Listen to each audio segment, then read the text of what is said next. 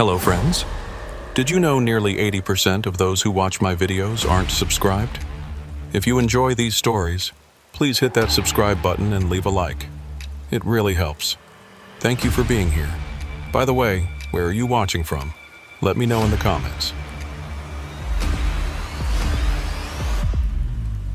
I've been a truck driver for 17 years. I started this job after leaving a warehouse job that closed without notice when I was 23.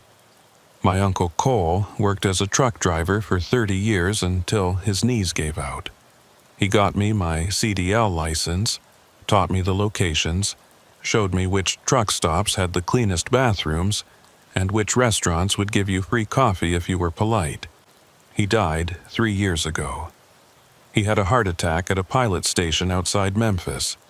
They found him slumped over the steering wheel with the engine still running. I think about him sometimes when I'm on long hauls like this one. Wonder if he ever saw things he couldn't explain. He never mentioned anything. But then again, Cole wasn't the type to talk about stuff that didn't make sense. He was practical, methodical.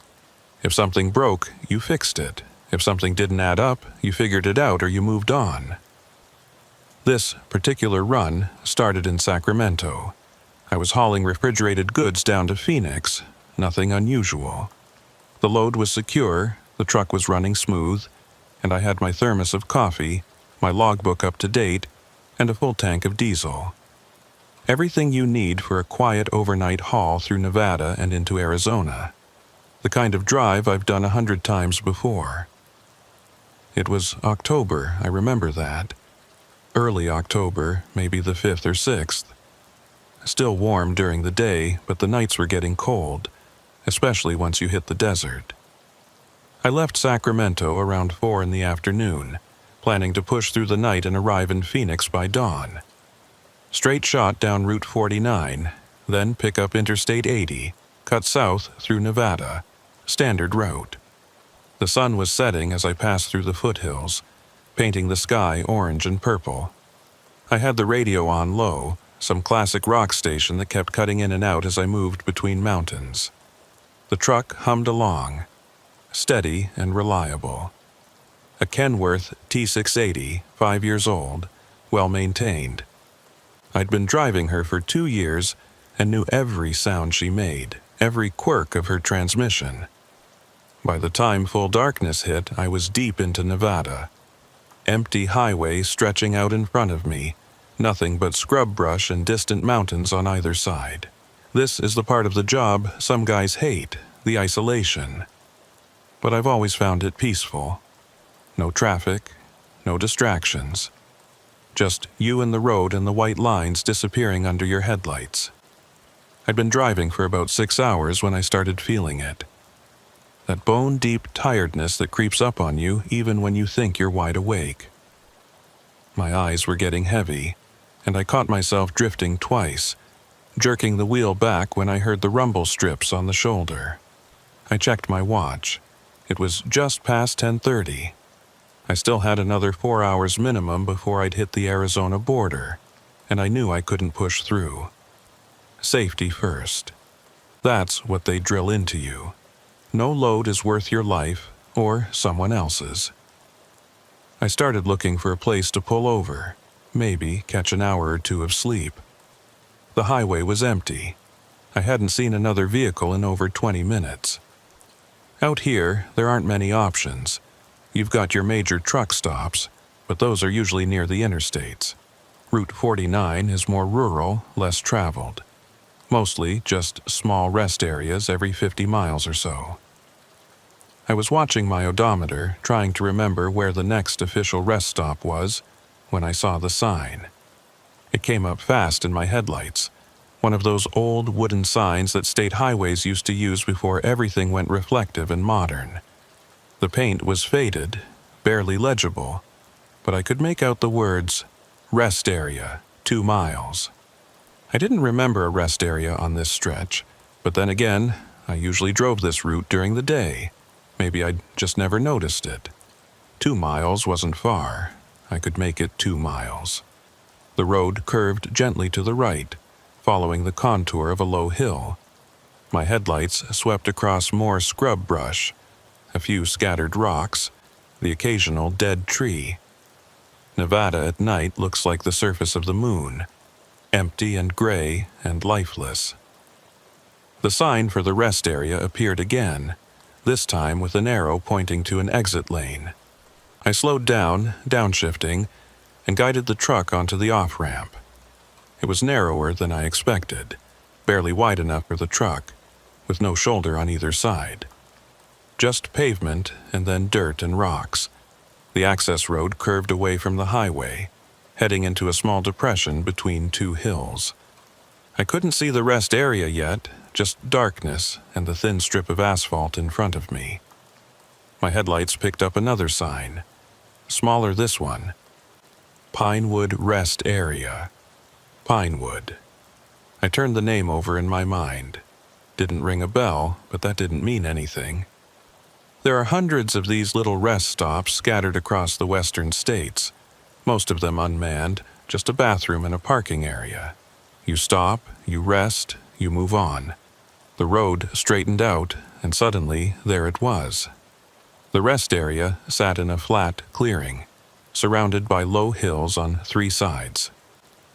There was a single building, rectangular and squat, made of concrete blocks painted a dingy beige color. Next to it was a small parking lot, maybe 8 or 10 spaces, and beyond that, a larger area where trucks could park. The whole place was lit up.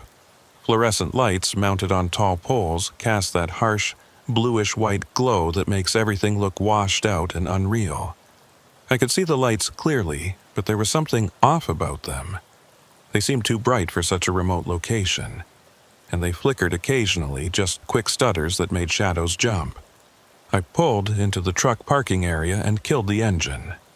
The sudden silence was almost startling. Out here, you get used to the constant rumble of the diesel, the hum of the road.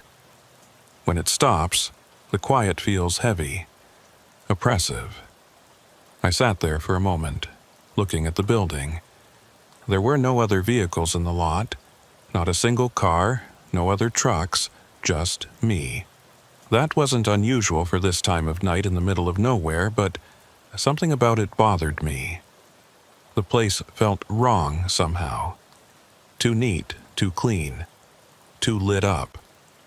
The building had 2 doors, one marked men and one marked women. There was a covered area between them with a few vending machines and a payphone. An actual payphone, the kind you don't see anymore. It was one of those old Bell system designs, blue and silver, with a metal cord connecting the handset to the base. I grabbed my flashlight from the door compartment, even though the area was well lit. Force of habit. Then I climbed down from the cab, my boots hitting the pavement with a dull thud. The night air was cold, colder than I expected. I could see my breath, little clouds of vapor that disappeared almost immediately. The fluorescent lights buzzed overhead. It was the only sound besides the faint whistle of wind moving through the hills. I stretched, feeling my back pop, and started walking toward the building. That's when I noticed the smell. It was faint but unmistakable. Coffee. Fresh coffee. Someone had been brewing coffee recently. But there were no other vehicles here. No one else around. I stopped walking, stood there in the middle of the parking lot listening. Wind, the buzz of the lights. Nothing else. No voices, no movement, no sound of a vehicle engine cooling down. Just the smell of coffee hanging in the cold night air. The covered area between the bathrooms had a picnic table. Weathered wood with carved initials and graffiti. One of the vending machines was lit up, the kind that sells candy bars and chips. Next to it was another machine, darker, and I realized after a moment that it was a coffee dispenser. The old kind where you put in coins and press a button and a paper cup drops down and fills with hot coffee. The machine's power light was on, green and steady. I walked over to it slowly, my boots echoing on the concrete. The coffee smell was stronger here, unmistakable. I looked at the machine more closely. There was steam coming from the dispenser nozzle, very faint, but visible in the cold air, like someone had just used it. I reached out and touched the side of the machine. It was warm, not just warm from being plugged in, but actually hot, like it had been actively brewing. My heart rate picked up a little. This didn't make sense. There were no other vehicles here, no one around. But someone had used this coffee machine recently, within the last few minutes. I looked around the rest area again, more carefully this time. The building, the parking lot, the hills beyond, nothing moved. No lights except the fluorescence overhead. No sign of anyone. Maybe they left, I thought. Maybe someone stopped here just before I arrived, got their coffee, and kept driving. But I hadn't passed any vehicles on the highway, and there was only one road in and out of this rest area. I walked over to the men's room door and pushed it open. The hinges creaked softly. Inside, more fluorescent lights, harsh and bright. 3 sinks, 3 urinals, 2 toilet stalls. The floor was clean, too clean, like it had been mopped recently. I could smell disinfectant, that sharp chemical smell that makes your nose burn. One of the stall doors was closed. The other was open, showing an empty toilet, seat up, bowl clean. I stood there looking at the closed door, listening. No sound, no feet visible underneath, no shadow of movement. "Hello?" My voice echoed off the tile walls. "Anyone in here?" Silence. I walked over to the closed stall and knocked on the door. The sound was loud in the empty bathroom. "Hey, someone in there?" No response. I pushed the door open. It swung inward easily. The stall was empty. Toilet seat down, bowl clean, tank full. But on top of the toilet tank there was something. A paper cup. One of those cups from the coffee machine outside. It was half full, still steaming. I stood there staring at that cup for a long moment. The coffee was hot. Recent. Someone had been in here. Someone had just been in here. But there was no one here now. I backed out of the bathroom quickly, letting the door swing shut behind me. My mind was racing, trying to find an explanation. Maybe there was a back door, some way out of the building I hadn't noticed. Maybe the attendant or whoever maintained this place had been here and left through a service entrance. But there was no attendant booth, no maintenance shed, just the bathrooms and the vending machines and the parking lot, and my truck. I walked around the building, checking. The back was just a blank concrete wall with no doors, no windows, nothing. The women's bathroom had a single door, same as the men's, no other exits. I completed my circuit of the building and stood under the covered area again, looking at the coffee machine. The power light was still on, steam still rising from the dispenser. And then I noticed something else. There was a cup sitting on top of the machine. Another paper cup, this one full to the brim with dark coffee. It hadn't been there before, I was sure of it. When I'd first walked up, the machine had been empty. No cups waiting.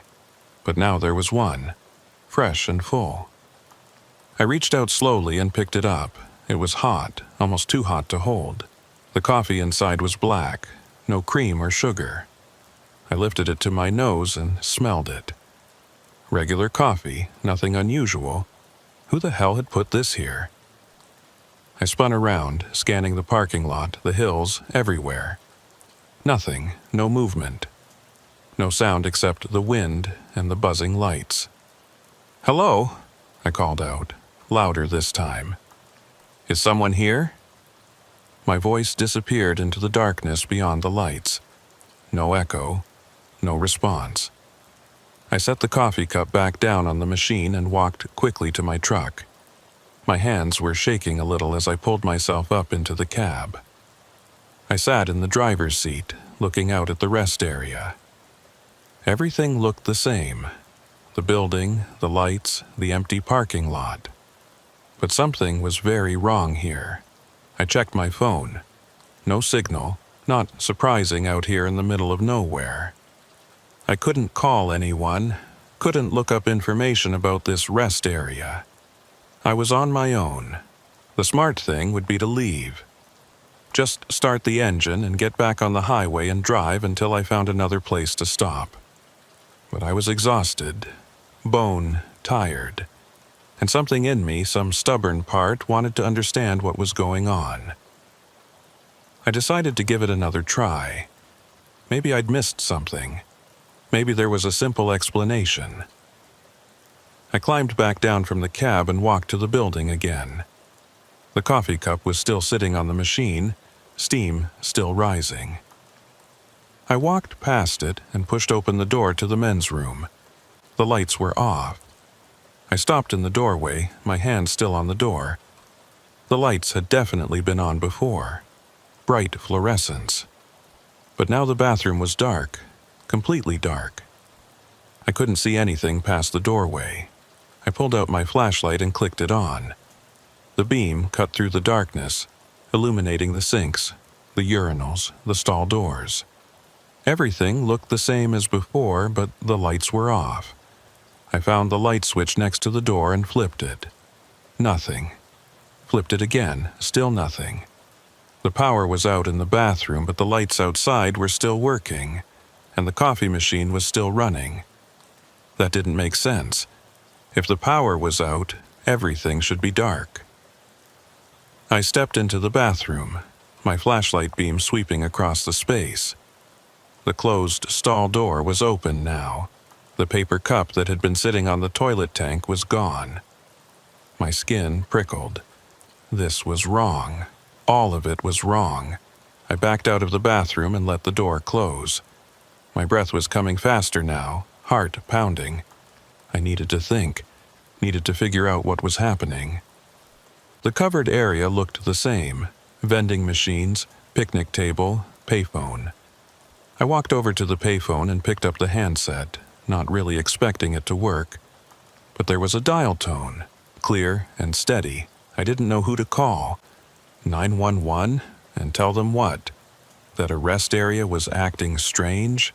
That lights were turning off and coffee was appearing and I was scared. I hung up the handset and turned back toward my truck. That's when I saw it. My truck had moved. Not much, just a few feet. But it was definitely not where I'd parked it. It was now sitting at an angle, nose pointed toward the exit road instead of straight ahead. I stood there frozen, staring at it. I knew exactly where I'd parked. Dead center in the truck area, straight in, parking brake engaged, engine off. But now it was turned slightly like someone had climbed in and repositioned it. I walked toward it slowly, my flashlight beam steady on the cab. The driver's side door was closed. Everything looked normal, but it had moved, I was certain of it. When I reached the door, I noticed something on the handle. A smudge, dark and wet. I touched it carefully with one finger. Oil. Or grease. Like someone with dirty hands had grabbed the handle. But I hadn't touched anything greasy. My hands were clean. I yanked the door open and shined my flashlight inside. The cab was empty. Keys still in my pocket. Nothing disturbed. But on the driver's seat there was a piece of paper. A receipt, I realized. One of those old-fashioned printed receipts from a cash register. I picked it up and looked at it. The print was faded, barely legible, but I could make out a few words. Pinewood Rest Area. And below that, coffee, $0.75, and a date. The date was from 20 years ago. October 8th, 2005. I turned the receipt over. On the back, someone had written something in pencil. The handwriting was shaky, rushed. Don't stay after midnight. I looked at my watch. It was 11:47 p.m. 13 minutes until midnight. I crumpled the receipt and shoved it in my pocket, climbed into the cab and jammed the key into the ignition. The engine turned over immediately, rumbling to life, and I'd never been so grateful to hear that sound. I threw the truck into gear and started moving toward the exit. Fast. Too fast for the narrow road, but I didn't care. I needed to get out of here, needed to get back to the highway where things made sense. The exit road curved back toward Route 49, my headlights bouncing off the scrub brush and rocks. I kept expecting something to happen, for the truck to stall or the road to disappear or something worse, but nothing did. The road stayed solid beneath my tires, and after what felt like an eternity but was probably only a minute, I saw the entrance ramp to the highway ahead. I merged back onto Route 49 and accelerated, putting distance between me and that rest area as fast as I could. My hands were gripping the steering wheel so hard my knuckles were white. I didn't look in the mirrors, didn't want to see if anything was following. After about 5 miles, my heart rate started to slow down. The highway stretched out empty and normal in front of me. No strange lights, no mysterious rest areas.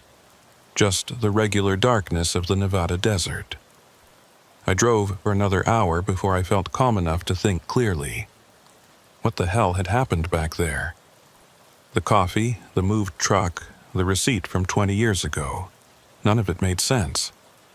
I thought about the warning on the receipt. Don't stay after midnight, like someone had known. Like someone had been trying to help. But who and why? I pushed the questions away and focused on driving. I needed to get to Phoenix. Needed to complete this delivery and get paid and forget about Pinewood Rest Area. Except I couldn't forget. The memory of it stuck with me like a burr, persistent and uncomfortable. The 2 bright lights. The smell of fresh coffee in an empty parking lot. My truck moving on its own. The sun came up as I crossed into Arizona, painting the desert in shades of orange and pink. Beautiful and normal and safe. I stopped at a proper truck stop near Flagstaff, a big commercial place with dozens of other trucks and a busy diner and everything you'd expect. I sat in the diner with a plate of eggs and bacon and tried to convince myself that I'd imagined the whole thing, that I'd been tired, and the darkness had played tricks on me.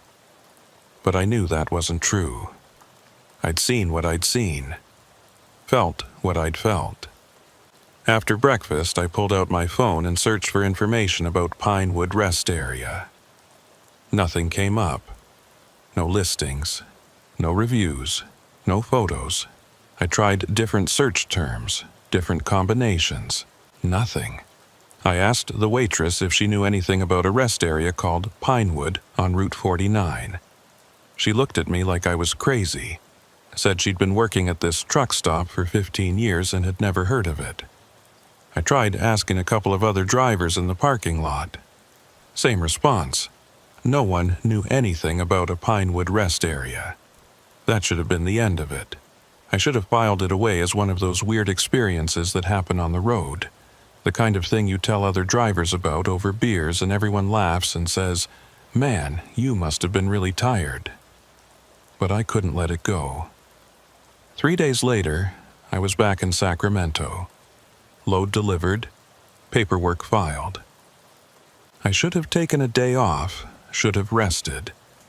But instead, I found myself in the public library, sitting at one of the computer terminals, searching for information about Pinewood Rest Area.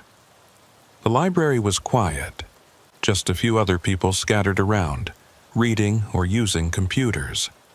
I'd always liked libraries. Something about the silence, the smell of old books, the sense of accumulated knowledge. If there was information about that rest area anywhere, it would be here. I started with online searches, same ones I'd done before. Nothing. Then I tried historical archives, looking for old highway maps, state records, anything that might mention a rest area on Route 49. Hours passed. I went through hundreds of pages, squinting at scanned documents and faded photographs. Nothing. It was getting dark outside when I finally found something. Not much, just a single line in an old Nevada Department of Transportation report from 1987. It listed rest areas scheduled for closure due to budget cuts. Near the bottom of the list, Pinewood Rest Area, Route 49. Mile marker 183. Closed effective June 1987. Demolition pending. I sat back in my chair, staring at the screen. Closed in 1987. Nearly 40 years ago. Demolition pending. So the building might still be there, abandoned but standing. That would explain why it looked run down. But it didn't explain the lights, or the coffee machine, or my truck moving. I printed out the report and kept searching, found a few more references, all from the 1980s. Apparently, Pinewood had been a fairly standard rest area, built in the late 1960s as part of a highway expansion project. Nothing remarkable about it. It closed along with a bunch of other remote rest stops when funding dried up. I looked for newspaper articles, incident reports, anything that might explain what I'd experienced. But there was nothing. No strange occurrences, no accidents, no reports of unusual activity. Just a rest area that opened, operated for 20 years, and then closed. The librarian came by and told me they were closing in 15 minutes. I thanked her, logged off the computer, and walked out into the parking lot. The sun had set completely, and the sky was that deep purple color that comes right after dusk. I sat in my truck, the printed report in my hands, and thought about what to do next. The smart thing would be to forget about it. Move on. But I couldn't. Something about that place had gotten under my skin. I pulled out my phone and called Dale. He was another driver I knew, older guy who'd been in the business for 30 years. If anyone would know about strange rest areas or weird experiences on the road, it would be Dale. He answered on the third ring. "Yeah?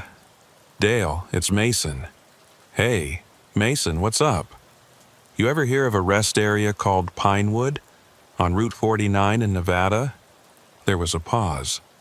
"Pinewood? No, don't think so." "Why?" I told him the story, all of it. The lights, the coffee, the moved truck, the receipt. I expected him to laugh, to tell me I'd been hallucinating from exhaustion. But he didn't. When I finished, there was a long silence. Then Dale said, "You got out of there before midnight?" "Yeah, the receipt had a warning. Said, don't stay after midnight." Another pause. "Mason, I don't know nothing about Pinewood specifically, but I've been driving long enough to hear stories. There are places out on the highways that aren't quite right. Most drivers know to avoid them, but sometimes you don't know until you're there." "What kind of places?" "Rest stops mostly, old truck stops. Sometimes just stretches of road. Places where things don't add up, where time feels wrong or you see things that shouldn't be there. Most guys who experience it once never go back." "You ever experience anything like that?" Dale was quiet for a moment. "Once. Long time ago. I don't talk about it much. But yeah, I've seen things that didn't make sense." "What happened?" "Doesn't matter. Point is, you got out. You listened to the warning and you left. That's the smart move. Whatever that place is, it's not somewhere you want to spend time." "But what is it? Why does it exist?" "Hell if I know. Some guys think it's ghosts. Some think it's time getting twisted up, like places where the past bleeds into the present.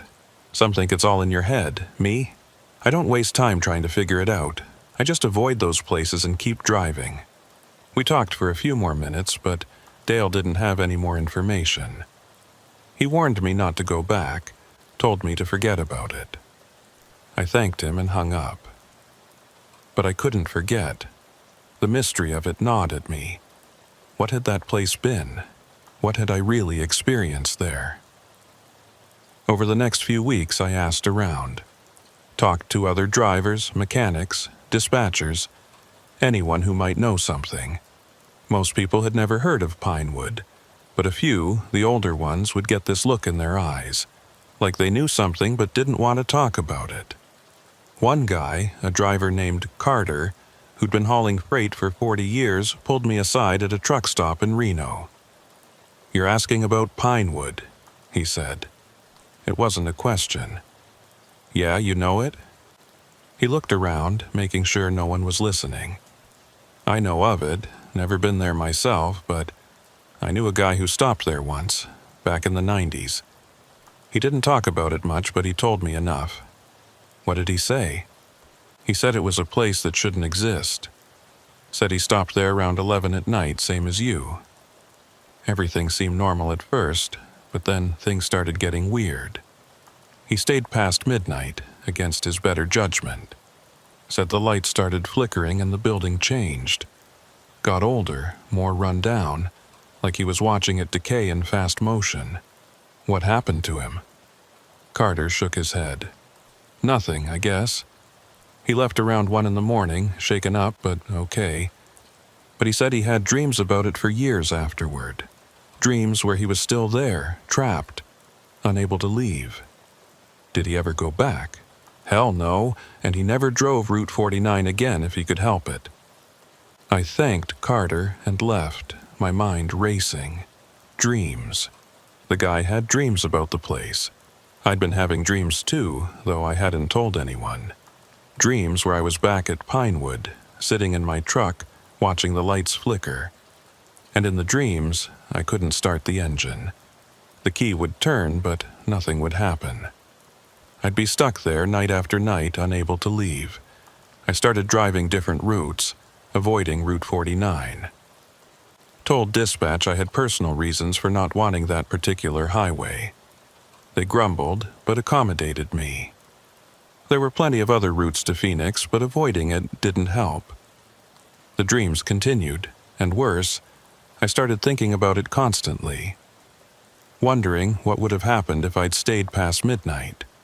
What I might have seen or learned. It was stupid, I knew it was stupid, but the curiosity was overwhelming. 2 months after my initial visit, I found myself planning a return trip. I told myself I just wanted to take another look in daylight, see if the place even existed in the daytime.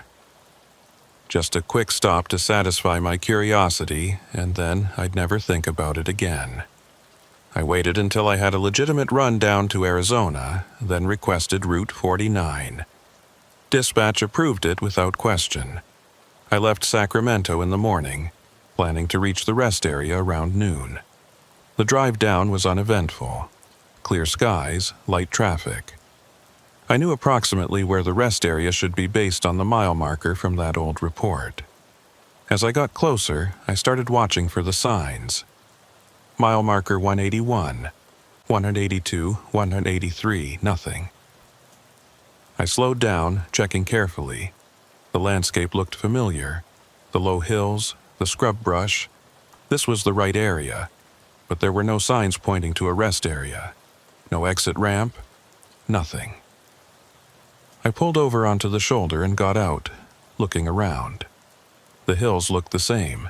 The general topography matched my memory. But there was no access road, no indication that a rest area had ever been here. I walked along the shoulder for 100 yards in each direction, looking for any sign of the exit ramp I'd taken that night. Nothing, just empty desert. It was like the place had never existed. I got back in my truck and sat there, staring out at the landscape. Had I imagined it? Was I losing my mind? No. The receipt was real. I still had it, folded up in my wallet. Physical proof that Pinewood existed. I pulled out the receipt and looked at it again. The print was even more faded now, but I could still make out the words. Pinewood Rest Area. Coffee. The date from 2005. And on the back, that handwritten warning. Don't stay after midnight. I put the receipt away and started driving again. Whatever Pinewood was, it apparently didn't exist during the day. Or maybe it only existed at night. Or maybe it only existed for certain people at certain times. I didn't know, and I was starting to realize I might never know. I should have left it alone. Should have chalked it up to one of those unexplainable things and moved on with my life. But I couldn't. The mystery of Pinewood consumed me. It was all I could think about. My sleep got worse. The dreams intensified. Every night, I was back at that rest area, trapped, unable to leave. I'd wake up in a cold sweat, my heart pounding, convinced I was still there.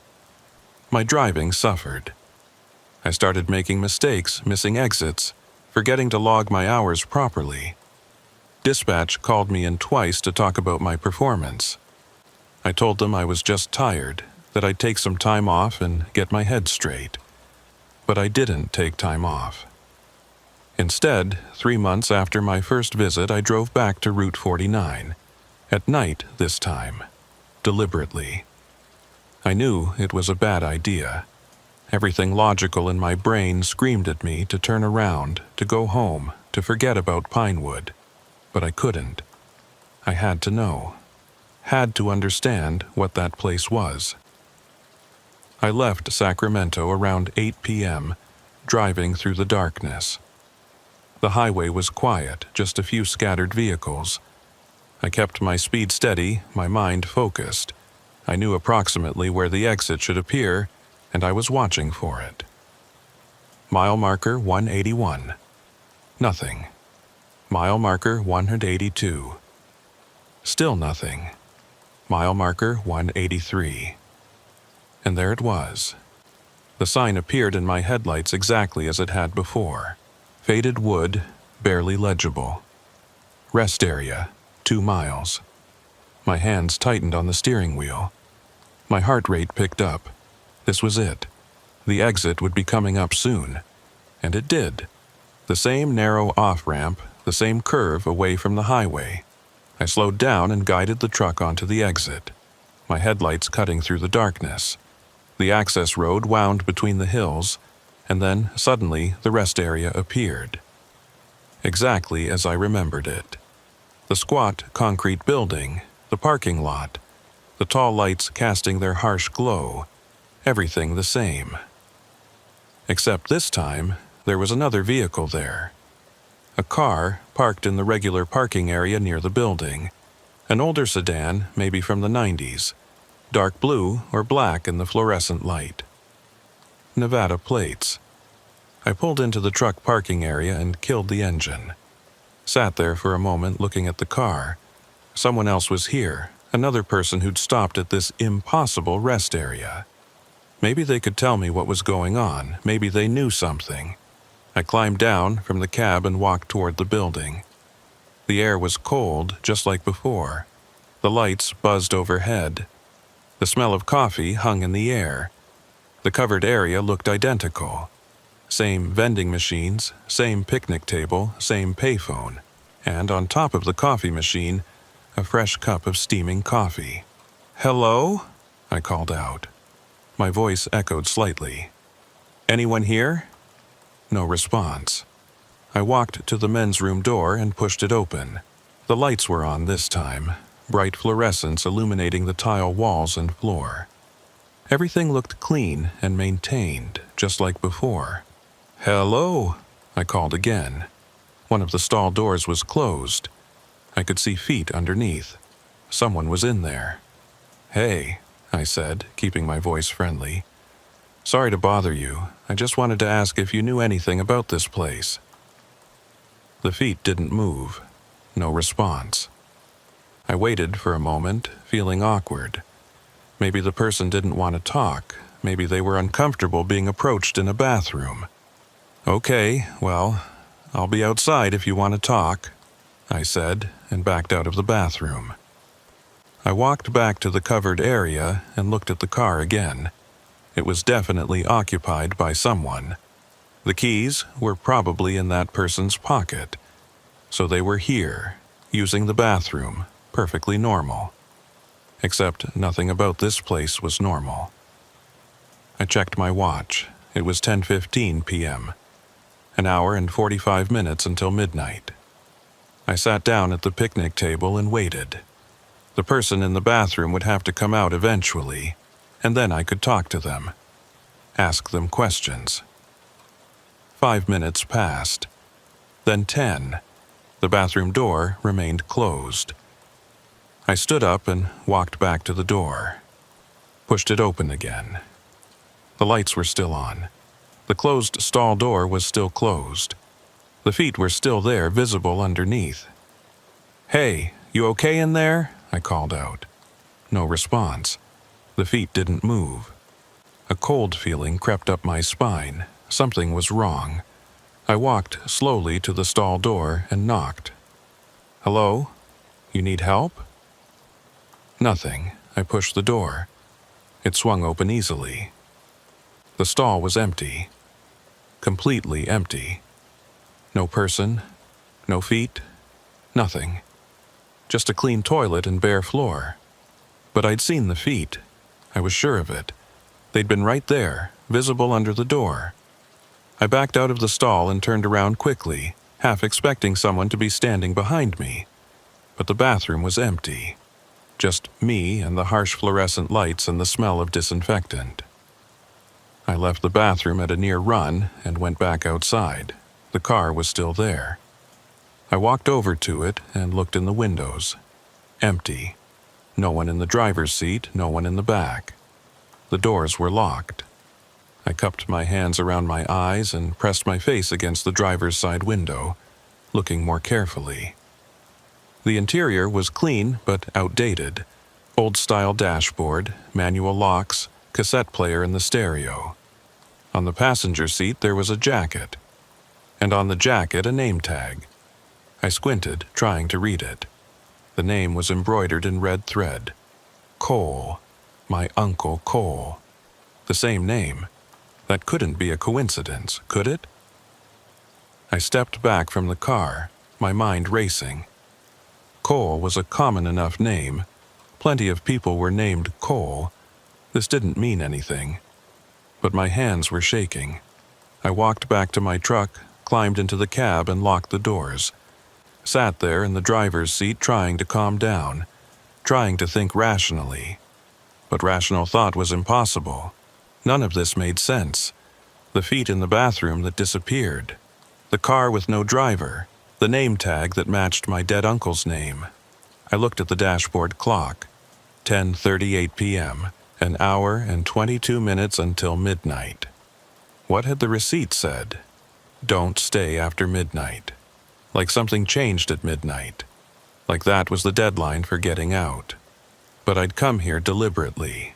I'd wanted to see what happened, wanted to understand. Now, sitting in my locked truck with an empty car sitting 20 feet away in a rest area that shouldn't exist surrounding me, I wasn't so sure. I decided to wait. Just sit in the truck and watch and see what happened. If things got too weird, I could leave. The engine would start. I'd make sure of that. I turned the key. The engine rumbled to life immediately, then I shut it off again. Good. The truck was working. I could leave any time I wanted. The minutes crawled by. 10:45. 10:52. 11. Nothing happened. The rest area looked the same. The lights buzzed. The wind whistled softly through the hills. The car sat empty in its parking space. 11:15. I was starting to relax slightly. Maybe nothing would happen. Maybe Pinewood was just an abandoned rest area that happened to still have power somehow. Maybe the weird things I'd experienced before had been exhaustion-induced hallucinations. 11:30. The coffee cup was still sitting on top of the machine, still steaming. I could see it clearly from my truck. Who kept filling that cup? Where did the coffee come from? 11:45. 15 minutes until midnight. The lights flickered. Just for a second, but definitely a flicker. I sat up straighter, my attention focused. They flickered again. Longer this time. Maybe a full second of darkness before they came back on. 11:50. The flickering was getting worse. The lights would go out for 2 or 3 seconds at a time, plunging the rest area into complete darkness, then snap back on. During the dark periods, I couldn't see anything. Just absolute blackness. 11:55. 5 minutes. The lights were flickering almost constantly now. The pattern was irregular, unpredictable. Dark, light, dark, dark, light, dark. And during one of the dark periods I heard something. A sound from outside the truck. Footsteps, slow and deliberate, coming closer. The lights came back on. Nothing there. Just the empty parking lot. Dark again, more footsteps. Closer now. Right outside my door. Light. Still nothing visible. My heart was hammering. I kept my hand on the key, ready to start the engine and drive. 11:57. The footsteps had stopped. Or maybe I just couldn't hear them anymore over the sound of my own breathing. The lights flickered and stayed dark for almost 10 seconds. In that darkness, I heard something else. A voice, faint and distant, but definitely a voice, calling my name. Mason. The lights came back on. I looked around frantically, nothing. No one. 11:59. 1 minute until midnight. The lights were flickering so rapidly now that it was almost strobing. Light, dark, light, dark, light, dark. And in the dark periods I could hear more sounds. Footsteps. Voices. Something scraping against concrete. And then, in one of the brief light periods, I saw it. There was someone standing next to the car. A figure. Tall, wearing a jacket. I couldn't see the face. The lights went dark again before I could get a better look. When they came back on, the figure was gone. 11:59 and 45 seconds. 15 seconds until midnight. I turned the key. The engine started immediately. I threw the truck into gear. The lights went completely dark. Not flickering anymore, just off. Total darkness. I couldn't see anything. Not the building, not the parking lot, not even my own hood. But my headlights were on. They should have been illuminating something. But there was nothing, just darkness. I pressed the accelerator. The truck moved forward. I had no idea if I was heading toward the exit or straight into a ditch, but I didn't care. I had to move. The seconds ticked by. Midnight. And then the lights came back on. But everything had changed. The building was different. Older, more decrepit. The paint was peeling, the concrete was cracked. The vending machines were rusted, their glass fronts shattered. The picnic table was rotted, barely standing. And there were more cars in the parking lot. 5 or 6 of them, all old models from different decades. A sedan from the 70s, a pickup from the 80s, a compact from the 90s, and standing next to each car was a figure. Motionless, all facing my truck. I couldn't see their faces. They were too far away, and somehow my headlights wouldn't focus on them. But they were there, watching. I kept driving, guiding the truck toward where the exit should be. The figures didn't move, just stood there as I passed. My truck rolled past the building, past the parking lot, heading for the exit road. The figures remained motionless. And then I was on the access road, climbing back up toward the highway. I looked in my rearview mirror. The rest area was dark. All the lights had gone out. I could barely see it, just a shadow in the distance, but the figures were still visible, still standing there. And as I watched, one of them raised a hand, waved. I pressed the accelerator harder, taking the curve too fast, my truck swaying. But I didn't care. I needed to get to the highway, needed to get away. The entrance ramp appeared ahead. I merged onto Route 49 and kept going, pushing the speed as high as I dared. After 5 miles, I started to breathe normally again. After 10 miles, my hands stopped shaking. After 20 miles, I pulled over at a legitimate rest area, a modern facility with bright lights and other trucks, and sat there until my heart rate returned to normal. I'd stayed past midnight, seen what happened, and I never wanted to see it again. That was 6 months ago.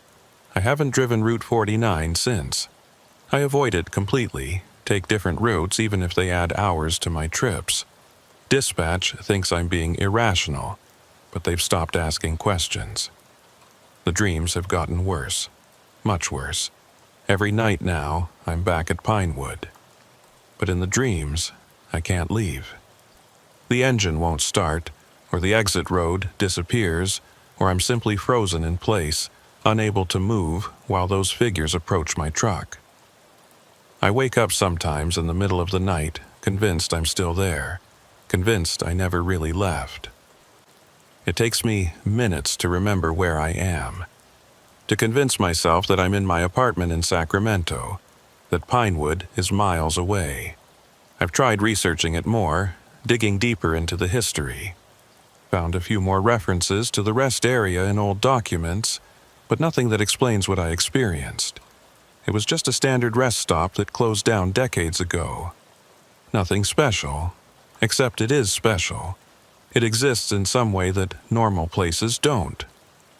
Some overlap between past and present. Some fold in reality where things that should be gone continue to persist. I talked to Dale again, told him about my second visit. He listened quietly, then said something I'll never forget. Some places don't want to be understood, Mason. They just want to be avoided. He was right. I should have avoided it. Should have listened to that first warning on the receipt and never gone back. But I did go back, and now I can't forget what I saw. Those figures standing next to the old cars. That figure that might have been my Uncle Cole. The way everything changed at midnight. I keep the receipt in my wallet still. Look at it sometimes when I'm having a particularly bad day. The warning is still there, faded, but legible. Don't stay after midnight. I didn't listen. I stayed. And I saw what happens. Last week, I was driving a different route, nowhere near Route 49. It was late, around 11 p.m., and I was getting tired. Started looking for a place to pull over and rest.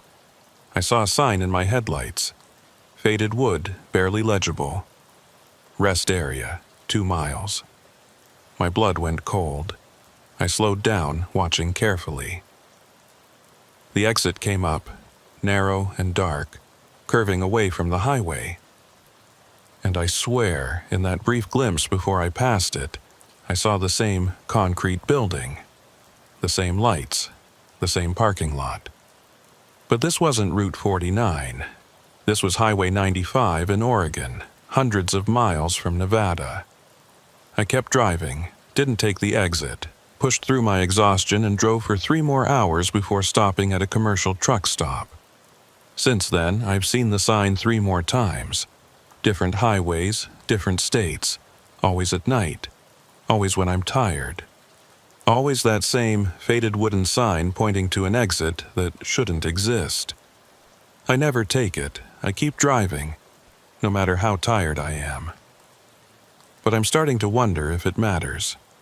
If somehow by going to Pinewood that second time, by staying past midnight, I've marked myself. If the rest area is now following me, appearing on whatever road I travel. Last night I dreamed I took one of those exits. Followed the access road down to the rest area. Parked my truck and walked to the building. The coffee machine was there, with a fresh cup waiting. I picked it up and drank it. It was hot and bitter, and when I turned around, all those figures were standing behind me. Closer now. Close enough that I could see their faces. They all looked like me, every single one. Different ages, different clothing, but the same face. My face. And in the dream, I understood. They were all versions of me that had stopped at Pinewood, that had stayed past midnight, that had never left. I was just the latest in a long line. I woke up screaming. It took me an hour to calm down enough to function. I don't know what to do anymore. The rest area keeps appearing. The dreams keep getting worse. I'm terrified that one night I'll be too tired to notice, that I'll take that exit without thinking, and I'll end up back at Pinewood. And I don't think I'll be able to leave. Not this time. I've thought about quitting trucking altogether. Finding a different job, something that keeps me off the highways. But I don't know if that would help. The rest area found me on Highway 95, miles from where it should be. What's to stop it from appearing wherever I go? Dale told me once that some drivers who experience these places never fully come back. That part of them stays trapped even if their body keeps moving. I didn't understand what he meant then. I think I understand now. Right now, as I write this, I'm sitting in my truck at a modern rest stop on Interstate 5. It's 11:45 p.m.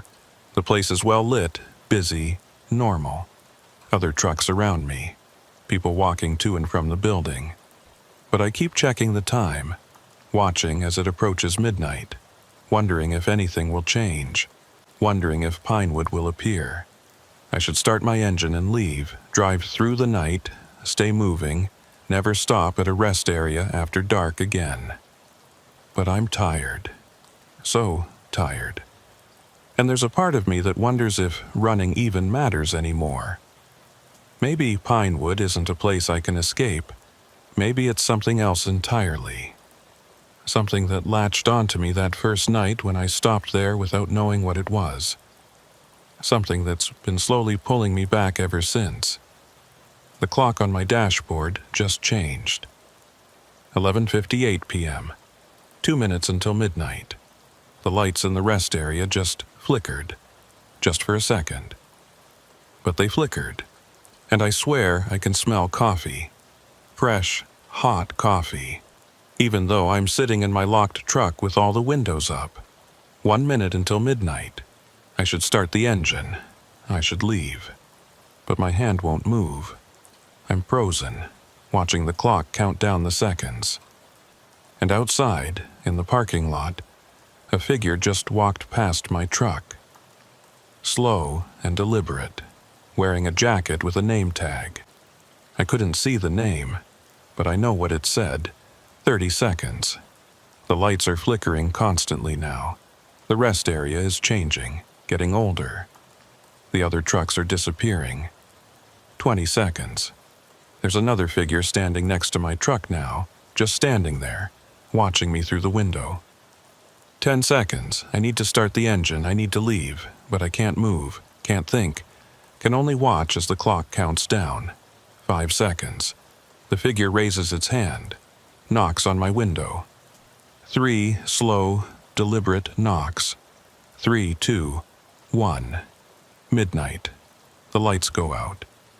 And in the darkness, I hear a voice. Familiar and distant, speaking words I can't quite make out. And then another voice, and another. All calling the same thing. Calling my name.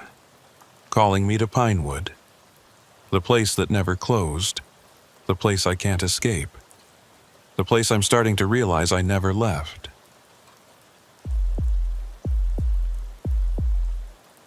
My name is Briggs.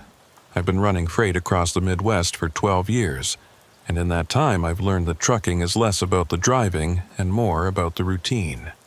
You learn your routes, you know your stops, you memorize which way stations are strict and which ones wave you through. It becomes automatic after a while, like muscle memory. That's how I know something was wrong with mile marker 417. Because it broke the routine in a way that nothing should. This was back in late November, maybe 3 years ago. I was hauling electronics from Chicago to Denver, a run I'd done probably 40 times before.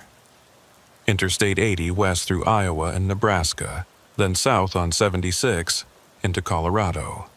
Simple, straightforward, boring. The kind of drive where you can let your mind wander and your hands just do the work. I left Chicago around 6 in the evening, planning to drive through the night and hit Denver by morning. The weather was clear, no snow yet, just that bone-deep cold that comes with late autumn in the plains. My truck was running smooth, a Peterbilt 579 that I'd been driving for 3 years. She had her quirks, but I knew them all. A slight rattle in the passenger mirror at speeds over 70. a squeak in the brake pedal that never quite went away, the heater that took 10 minutes to really kick in. Traffic thinned out once I got past the suburbs. By the time I crossed into Iowa, it was just me and the occasional set of headlights going the opposite direction. The radio played country music, staticky but clear enough. I had my thermos of coffee, half a bag of beef jerky, and a full tank of fuel, everything I needed for a long, uneventful night. Around 2 a.m., I crossed into Nebraska. The landscape out here is flat and empty, endless fields on both sides of the highway. During the day you can see for miles, but at night it's just darkness pressing in from all sides, broken only by your headlights and the occasional farmhouse light in the distance. I'd been driving for about 8 hours, and was starting to feel it. Not sleepy exactly, but that mental fatigue that comes from staring at white lines and road signs for too long. I was considering pulling over at the next rest area when I saw something odd. A sign appeared in my headlights, one of those brown ones that indicates points of interest or facilities. But this one was different. Instead of the usual symbols for rest areas or food or lodging, it just had an arrow pointing right and text that read, "Rest area, mile marker 417, no services." No services. That was unusual. Most rest areas advertised what they had: restrooms, vending machines, picnic areas. But this one specifically stated it had nothing. I checked my trip odometer. Mile marker 417 should be coming up in about 2 miles. I didn't remember this rest area from previous trips, but that didn't mean much. I usually drove this stretch during the day, and I might have just never noticed it. 2 miles later, the exit appeared. A standard off-ramp, nothing remarkable about it. No lights visible down the access road, just darkness. I almost kept going, but something made me take the exit. Curiosity, maybe. Or just a desire to stretch my legs for a few minutes. The access road curved gently to the left, away from the highway. No lights anywhere, not even the usual solar-powered signs. Just my headlights cutting through the darkness, illuminating bare pavement and dead grass on either side. After about half a mile, the road opened up into a parking area. It was bigger than I expected, easily room for 20 or 30 trucks. But there were no lights, no building, just a flat paved area surrounded by empty fields. And there were trucks there. 3 of them, parked in a loose cluster near the center of the lot. I slowed down, scanning the area with my headlights. The trucks looked normal enough. All semis, different makes and models. One was a Freightliner Cascadia, another was a Kenworth like mine. The third was an older International. They were all dark, no lights on in the cabs, no movement visible. I pulled into a spot about 50 feet away from the others and killed my engine. The sudden silence was jarring. Out here, away from the highway, there was no sound at all. No wind, no distant traffic, nothing. Just absolute quiet. I sat in my cab for a moment looking at the other trucks. Something about them bothered me, but I couldn't put my finger on what. They looked abandoned somehow. Not parked for a rest break, but left behind. I grabbed my flashlight and climbed down from the cab. The cold hit me immediately, sharp and biting. I'd forgotten how cold it was. My breath came out in clouds of vapor that disappeared into the darkness. The parking lot was in good condition, no cracks or potholes. Recent pavement, maybe only a few years old. But there was no building, no facilities of any kind. Just pavement and empty space and those 3 trucks. I walked toward them slowly, my boots echoing on the concrete. The sound seemed too loud in the silence. As I got closer, I could see more details. The trucks were all clean, well-maintained. Not new, but not old either. 5 to 10 years old, I'd guess. I approached the Freightliner first. The cab was dark, windows tinted. I shined my flashlight through the driver's side window, cupping my hand around my eyes to block the reflection. The cab was empty. No driver, no personal belongings visible. The seats were clean, the dashboard clear, like someone had just climbed out and walked away, taking everything with them. I tried the door handle. Locked. I moved to the Kenworth. Same thing. Empty cab, locked door, no sign of the driver. The third truck, the International, was identical. Empty and locked. But all three engines were running. I hadn't noticed it at first because they were idling so quietly, but once I paid attention, I could hear the faint rumble of diesel engines. All three trucks were running. Heat probably on to keep the cabs warm, but no drivers anywhere. That wasn't right. You don't leave a truck running and wander off. It's basic safety, basic common sense. And you definitely don't leave it locked with the engine on. I stood there in the middle of the parking lot looking around. The fields surrounding the rest area were completely dark. No lights, no buildings, nothing. Just empty Nebraska prairie stretching out in all directions. "Hello?" I called out. My voice sounded flat, dead, like the darkness was swallowing the sound. "Anyone here?" No response. I walked around the entire parking area, shining my flashlight into the darkness, looking for a building, a restroom, anything that might explain why this place existed. But there was nothing, just pavement and grass and darkness. When I completed the circuit and came back to my truck, I noticed something that made my skin prickle. There were now 4 trucks in the parking lot. Mine, the Freightliner, the Kenworth, the International, and a 4th one that definitely hadn't been there before. A Volvo VNL, parked about 30 feet from the International. I stood there staring at it, trying to make sense of what I was seeing. I'd just walked around the entire parking lot.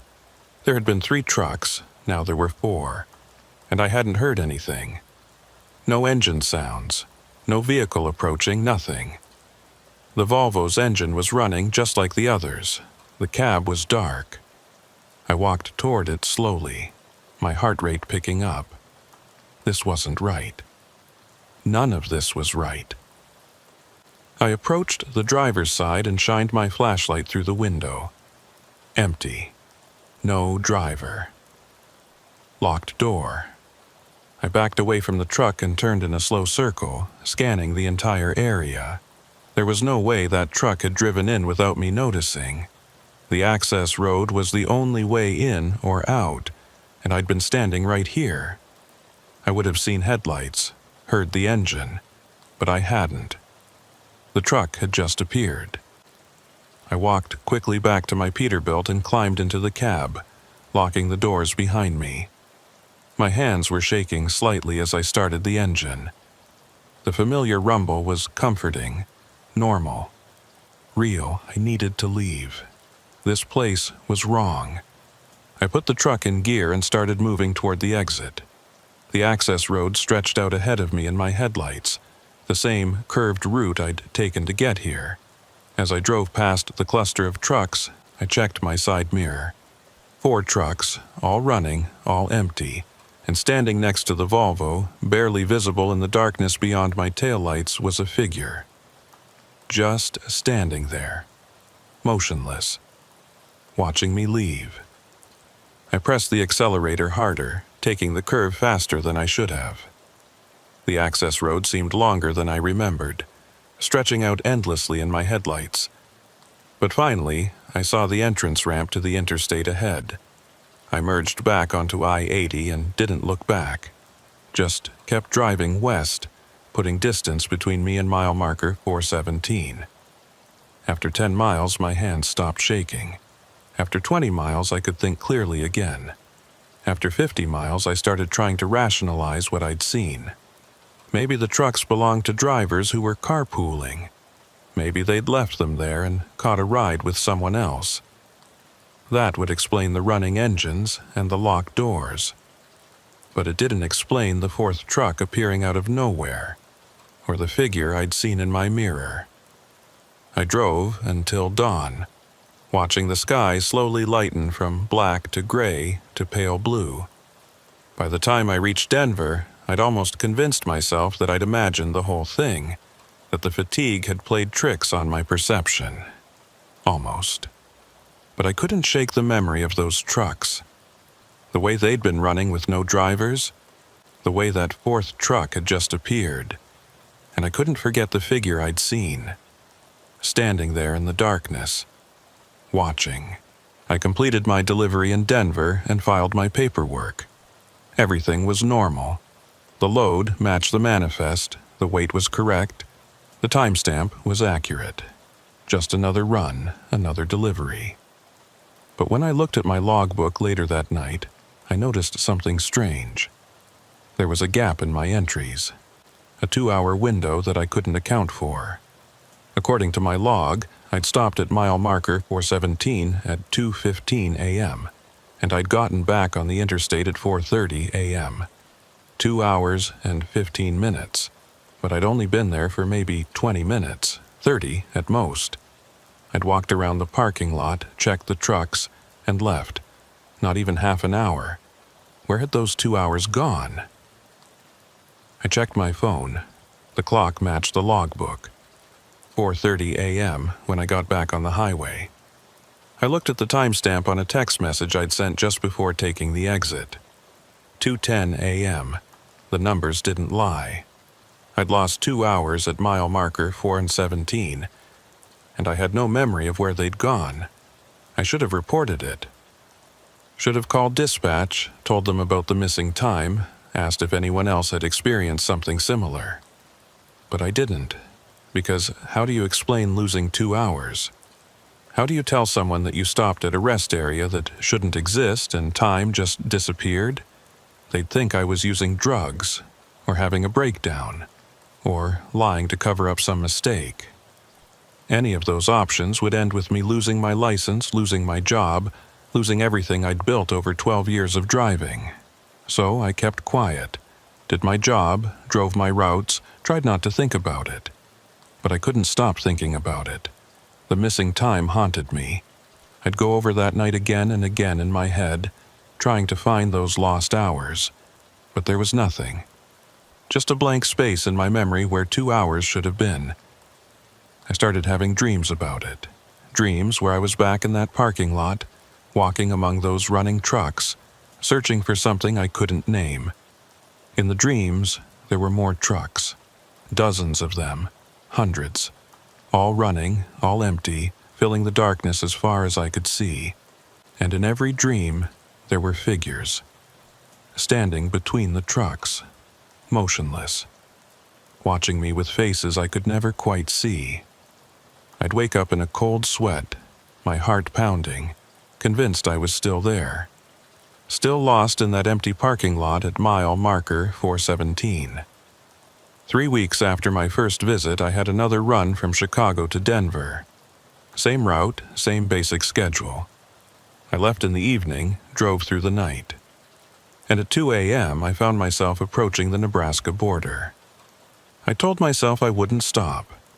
I'd drive straight through, ignore the exit, forget about mile marker 417. Whatever had happened there, I didn't need to understand it. I just needed to stay away. But as I got closer, I felt a pull, an almost physical sensation, like something was drawing me toward that exit. Not forcing me, just suggesting, inviting. Mile marker 415, then 416, then 417, and there was the sign. The same brown sign with the arrow. Rest area. Mile marker 417.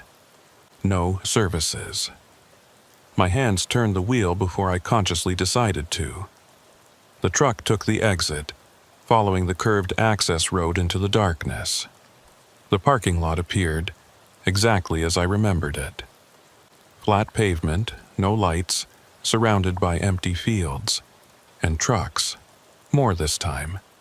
7 or 8 of them, scattered across the lot. I pulled in and killed the engine, sat there in the darkness, listening to the tick of the cooling motor. The trucks around me were all running, their engines a low rumble that I could feel through my steering wheel. I checked my watch, 2:15 a.m., exactly the same time as before. I climbed down from the cab, my flashlight in hand. The cold was just as sharp, the silence just as complete. I walked toward the nearest truck, a Mack Anthem that looked almost new. The cab was empty, engine running, door locked.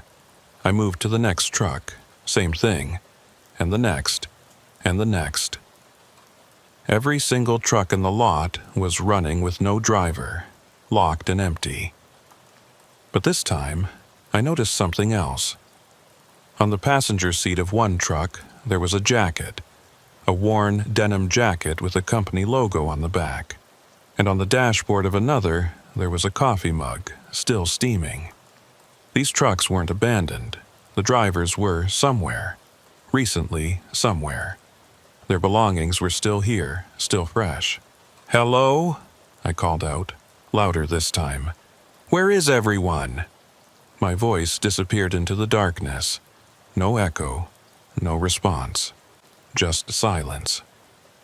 I walked to the edge of the parking lot and shined my flashlight out into the fields. Nothing. Just empty prairie, dead grass, darkness extending forever. When I turned back, there was another truck in the lot. I was sure of it. There had been 7, maybe 8. Now there were 9. A bright red Freightliner that definitely hadn't been there before. I walked toward it, my pulse quickening. The engine was running. The cab was empty. But on the driver's seat there was something. A piece of paper. I tried the door handle. Locked, like all the others. I pressed my face against the window, shining my flashlight inside, trying to see what the paper said. The writing was small, handwritten. I could only make out a few words. Security camera and monitor and watch yourself. Security camera? There were no cameras here. No building, no facilities. Nothing but trucks and pavement. I walked around the parking lot, looking up, searching for cameras. But there was nothing. Just empty poles that might have once held lights, but no cameras, no signs of surveillance. When I came back to my truck, I stopped. There was something in my driver's seat that hadn't been there before. A small monitor, about the size of a tablet, sitting right where I'd been sitting 15 minutes ago. I opened the door slowly. The monitor's screen was on, glowing faintly blue in the darkness. I picked it up, my hands shaking slightly. It was a security camera feed, black and white, grainy, showing a parking lot. This parking lot. I could see all the trucks, their shapes barely visible in the darkness. And I could see myself, standing next to my truck, holding the monitor. I lowered the monitor and looked around. Where was the camera? Where was this feed coming from? I looked back at the screen. The image showed me looking around, confused. And there, in the corner of the screen, barely visible, was something else. A figure, standing at the edge of the parking lot just beyond the range of the parked trucks. I spun around, looking in the direction where the figure should be. Nothing, just darkness. I looked back at the screen. The figure was still there, but it was closer now. It had moved toward the center of the lot, moving between the trucks. I scanned the parking lot with my eyes. No figure, no movement, just trucks and darkness. The screen showed something different. The figure was closer still, maybe only 30 feet away from me. Close enough that I should be able to see it, if it was really there. But when I looked up from the monitor, there was nothing. I set the monitor down on my seat and backed away from the truck, my flashlight sweeping across the parking lot. Empty. Everything was empty. But I could feel it. Something was watching me. Something was here, even if I couldn't see it. I climbed back into my truck and locked the doors. My hands fumbled with the keys as I started the engine. It rumbled to life, and I'd never been so relieved to hear that sound. I threw the truck into gear and started moving toward the exit. As I drove past the cluster of trucks, I glanced at the monitor still sitting on my seat. The screen showed me driving away, and it showed the figure standing in the middle of the parking lot, watching my truck leave. But it also showed something else, something that made my blood run cold. On the screen, my truck wasn't moving. It was still parked in the lot, engine running, empty. I was seeing myself on the monitor walking around the parking lot. Still there, still trapped in that place. I looked up at the windshield. I was driving. The access road was right there in my headlights. I was moving, but the monitor showed something different. I grabbed it and threw it out the window. Heard it shatter on the pavement behind me. I didn't care. I just needed to get away. The access road stretched out ahead of me, and I pushed the accelerator down, taking the curves too fast. But I didn't slow down. Couldn't slow down. The entrance ramp to I-80 appeared ahead, and I merged onto the highway, westbound, away from mile marker 417. I drove for hours without stopping. Couldn't stop. Every time I saw an exit or a rest area, I'd feel that pull again, that suggestion that I should stop, should rest, should check if maybe I was still back there, trapped in that parking lot. I made it to Denver by dawn, exhausted and shaken. Completed my delivery on autopilot, my mind elsewhere. And when I checked my logbook later, I found the same thing, a gap in my entries. This time, 3 hours were missing. I'd arrived back on the highway at 5:30 a.m., but I'd taken the exit at 2:15 a.m. 3 hours and 15 minutes. And in my logbook, written in my own handwriting but with words I didn't remember writing, there was a note. Counted 47 trucks, all empty, all waiting. I stared at that note for a long time. My handwriting, my pen, but I had no memory of writing it. 47 trucks. I'd only seen maybe 9 or 10, but apparently at some point during those lost hours I'd counted 47. What else had happened during that time? What else had I seen or done that I couldn't remember? And why was my truck still showing up on that security monitor, still parked in that lot, even as I drove away? I started researching mile marker 417 as soon as I got back to Chicago. Spent hours online, searching for any mention of a rest area at that location. Nothing.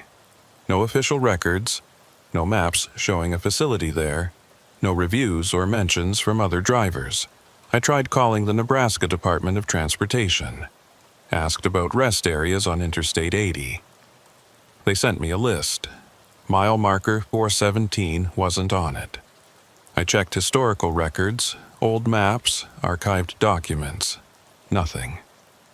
As far as any official source was concerned, there was no rest area at mile marker 417, but I'd been there twice, and I had proof, the missing time in my logbook, the note I'd written but couldn't remember writing. I started asking other drivers, carefully, casually, trying not to sound crazy. Had anyone ever stopped at a rest area near mile marker 417 in Nebraska? Had anyone experienced missing time or strange occurrences on I-80? Most guys looked at me like I was nuts. A few told me I should get more sleep. One guy, an older driver named Hayes who'd been running freight for 30 years, pulled me aside. "You talking about that place with no lights?" he asked quietly. "Yeah, you know it?" Hayes nodded slowly. "Stopped there once, about 10 years ago. Only once. What happened? Lost time. Couple hours I couldn't account for. And when I checked my truck afterward, the odometer didn't match. I'd driven an extra 100 miles, but I had no memory of it. Did you go back? Hell no. Whatever that place is, it's not somewhere you want to spend time. I don't drive that route anymore if I can help it. What do you think it is?" Hayes shook his head. "Don't know. Don't want to know." Some places on the highways, they're not quite right. Most drivers learn to sense them, avoid them. You get a feeling, you know? like the air is wrong or the light is weird or something just doesn't add up. You learn to trust that feeling. But why does it exist? What's the purpose? Purpose. Hayes laughed, but there was no humor in it. You think places like that have a purpose? They just are. They exist in the cracks, in the spaces between things. Best thing you can do is stay away. But I couldn't stay away. The more I learned, the more I needed to understand. And I kept having those dreams. Dreams where I was still there, still in that parking lot, walking among an endless sea of trucks. I made a decision. I would go back one more time. But this time, I'd be prepared. I'd bring a camera, recording equipment, a GPS tracker. I'd document everything. Prove that the place existed, figure out what was happening there. It took me 2 weeks to put together the equipment. A dash cam, a handheld video camera, a GPS tracker, a digital voice recorder. Everything I'd need to capture evidence. I waited until I had another run to Denver. Same route, same schedule. But this time I was ready. I left Chicago in the evening, driving through the familiar darkness. As I crossed into Nebraska, I turned on all my recording equipment. The dash cam recorded the road ahead. The GPS tracker logged my position. The voice recorder captured any sounds. Mile marker 415. I could feel the pull already, that gentle suggestion that I should stop, that I should visit. Mile marker 416. My hands tightened on the wheel, not from fear now, but from anticipation. I was going to document this, going to prove it was real. Mile marker 417. And there was the sign, exactly where it should be. Rest area, mile marker 417, no services. I took the exit, following the access road. The dash cam recorded everything. The curve, the empty fields, the darkness. The parking lot appeared, and I stopped the truck at the entrance, letting the camera capture the scene. There were trucks there, dozens of them, more than I'd seen before, all running, all dark, all empty. I drove slowly into the lot, counting as I went. 20 trucks. 25, 30. I stopped counting at 47. 47 trucks, the same number I'd written in my logbook. I parked at the edge of the lot and checked my equipment. Everything was still recording. The GPS showed my exact position. The voice recorder was capturing the absolute silence. I grabbed my handheld camera and climbed down from the cab. It was 2:15 a.m., exactly as before. The cold was the same. The silence was the same. Everything was the same. I walked through the parking lot, filming everything. The trucks, the empty cabs, the running engines. I narrated as I went, describing what I was seeing, making sure to capture every detail. Some of the trucks looked familiar. I was sure I'd seen them before, on previous visits, but others were new, different makes, different colors. I reached the center of the lot and stopped, turning in a slow circle with the camera, documenting everything. And that's when I saw it. One of the trucks had something in the driver's seat, a monitor just like the one I'd thrown away. I walked toward it, my heart pounding. The truck was a Kenworth, newer model, Washington state plates. The engine was running. The cab was empty except for that monitor. I tried the door, locked. I held my camera up to the window, filming the monitor's screen. It was showing security camera footage just like before. The parking lot, all the trucks, everything. And there I was, standing next to the Kenworth, filming through the window. I stepped back from the truck and looked around. Where was the camera? Where was this feed coming from? I scanned the parking lot looking for camera poles, surveillance equipment, anything. But there was nothing. I looked back at the monitor through the window. The image had changed. It was now showing multiple angles of the parking lot. 4 different camera views arranged in a grid, and in all 4 views I could see trucks, but not the same trucks that were actually there. These were different. Older models, different arrangements. Like the cameras were showing the parking lot at different times. One view showed only 5 trucks. Another showed 20. A third showed what looked like hundreds, filling every available space, and the fourth was empty, showing just bare pavement and darkness. I filmed all of this, making sure to narrate, to explain what I was seeing. This was the proof. This was the evidence that something impossible was happening here.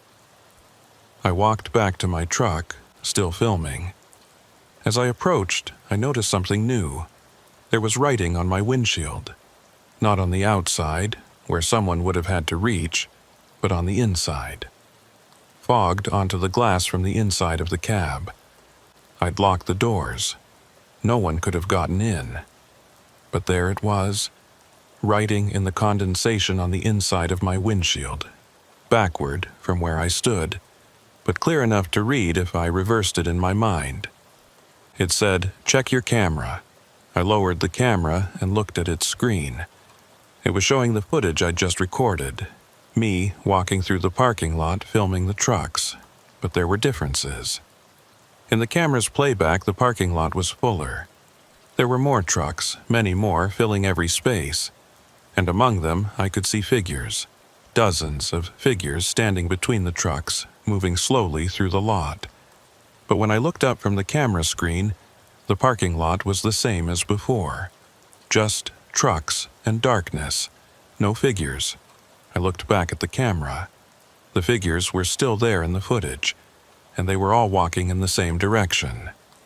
Toward the center of the lot. Toward me.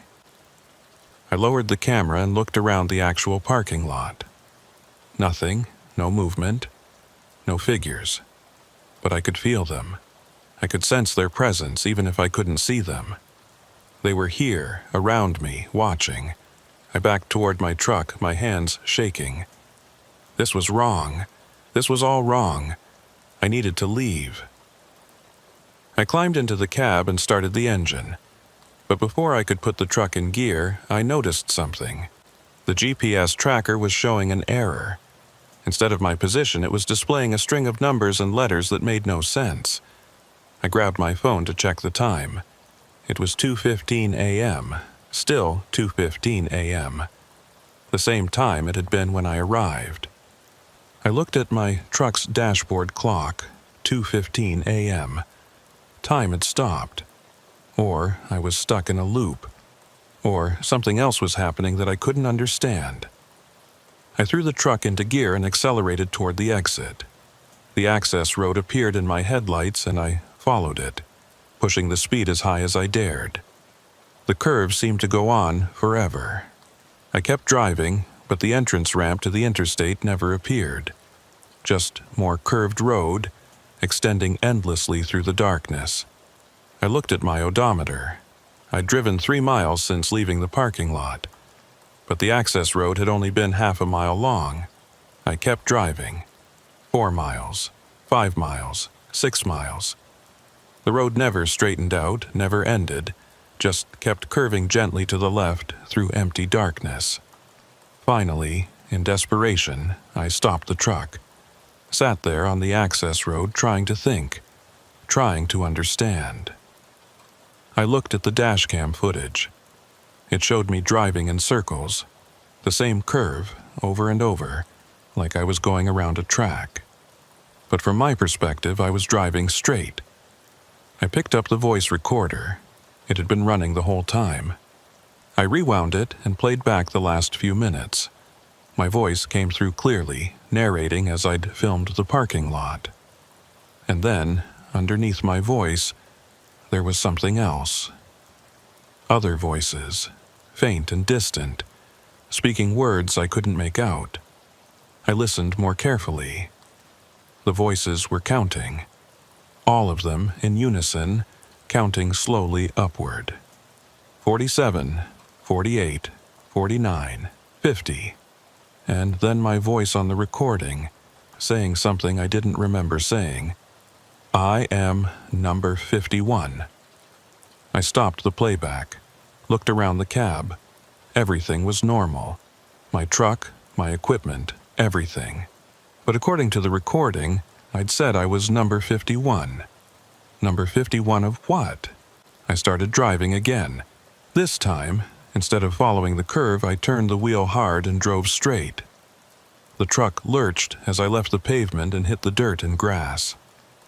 I kept going, driving across the empty field, away from the road, away from the parking lot.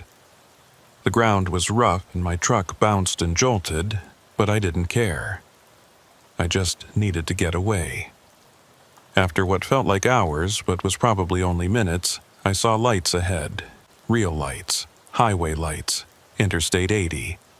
I pressed the accelerator down and drove toward those lights like my life depended on it. The ground was getting rougher, but I didn't slow down, couldn't slow down, and finally, blessedly, I reached the highway. I crashed through some brush and bounced up onto the shoulder, then merged into the westbound lane. I drove for an hour without looking back, without checking my mirrors, just staring straight ahead at the road, focusing on the white lines and the mile markers passing by. When I finally felt safe enough to stop, I pulled into a large truck stop near Cheyenne. A commercial place with bright lights and dozens of other trucks, and a diner and everything normal. I sat in my truck for a long time, just breathing, just trying to process what had happened. Finally, I checked my equipment. The dashcam footage showed everything. The parking lot, the trucks, the endless curving road. Proof that it had all happened. But when I checked the GPS tracker, I found something that made my skin crawl. According to the GPS, I'd never left Interstate 80. My position had remained constant on the highway the entire time, even while I was in the parking lot, even while I was driving in circles on that access road. According to the GPS, I'd never taken the exit at all, and my logbook showed the same thing. There was no gap this time, no missing hours, just a continuous record of me driving west on I-80. But I had been there. I had footage, recordings, memories. It had happened, hadn't it? That was 8 months ago. I haven't driven Interstate 80 through Nebraska since. I request different routes, even if they take longer, even if they cost me money and extra fuel and time. Because I can't risk going back to mile marker 417. But it doesn't matter. I've learned that now. The rest area isn't bound by geography. It can appear anywhere, on any highway, at any time. I've seen the sign 3 times since that last visit. Once on I-70 in Kansas, once on I-90 in South Dakota, once on Route 80 in Iowa, the same brown sign with the arrow. Rest area, mile marker 417, no services. The number is always 417, even when that mile marker doesn't exist on that particular highway. I've never taken the exit. I keep driving, no matter how tired I am, no matter how strong the pull, because I know what happens if I stop there again. I am number 51. I don't know what that means exactly, but I know it's not good. The voices on my recording were counting trucks, counting drivers. And I was number 51. I've watched the footage dozens of times. The figures moving between the trucks in my camera's playback, but invisible to my eyes. The endless curve of the access road. The monitor showing different times, different versions of the parking lot. And I've listened to my voice on the recording, saying words I don't remember. I am number 51. Like I was accepting something, agreeing to something, becoming something. Other drivers have started noticing changes in me. They say I look tired, worn out, that I've aged 10 years in the last 8 months. I've lost weight, sleep poorly, jump at unexpected sounds. And I've started seeing things that aren't there. Quick movements in my peripheral vision. Figures standing by the side of the highway that disappear when I look directly at them. trucks that vanish when I try to pass them. Last week, I was driving through Iowa around 2 a.m. I saw a truck pulled over on the shoulder, hazard lights on. The driver was standing next to the cab, waving for help. I almost stopped. My hand was on the turn signal, ready to pull over and see if he needed assistance. But something made me hesitate. I looked more carefully as I approached. The truck was a Kenworth, newer model, and the driver, waving at me, looked familiar, though I couldn't place where I'd seen him. As I passed, I glanced in my mirror. The truck was gone. The driver was gone. The shoulder was empty, but I swear just before they disappeared, the driver smiled at me and waved. I've started recognizing patterns in my logbook. Unexplained gaps, time that doesn't add up. But now I notice them in real time. I'll look at my watch and see 2:15 a.m. 10 minutes later, I'll look again, and it's still 2:15 a.m. Or it's suddenly 4:30 a.m. with 2 hours missing. It's like I'm slipping between times, between places. Like part of me is still there, at mile marker 417, trapped in that parking lot with 47 other trucks. No, 50 other trucks now, because I'm number 51. I tried showing my footage to other drivers, tried explaining what I'd experienced. Most of them didn't want to hear it. The few who did watch looked disturbed, told me to delete the videos, to forget about it. One driver, an older guy named Wyatt, watched the entire video without comment. When it finished, he looked at me with an expression I couldn't read. "You went back," he said. It wasn't a question. "Yeah?" "More than once. 3 times." Wyatt shook his head slowly. "That's 2 times too many. First time is chance, second time is curiosity. Third time is acceptance. Acceptance of what? Of the place. Of what it is. You think you were investigating it, trying to understand it. But really, you were letting it understand you. You were showing it that you were willing to come back, willing to engage, willing to become part of it. Part of what? The collection. That's what some of us call it. The places that collect things. Mile marker 417 collects trucks and drivers. It's been doing it for years, decades probably. But why? What's the purpose? Wyatt laughed, but there was no humor in it. You're still asking the wrong questions. It doesn't have a purpose, it just is. It exists because it exists, and it does what it does because that's its nature. So, what happens now? Am I number 51 forever? I don't know. No one who becomes part of the collection ever talks about it. They just disappear eventually. Stop showing up for their runs, stop answering their phones. Their trucks are found abandoned on the side of the road, engine running, doors locked, driver gone. I left that conversation more disturbed than before. Spent the next few days searching for information about missing truck drivers, abandoned vehicles, unexplained disappearances. There were more than I expected. Dozens of cases over the years.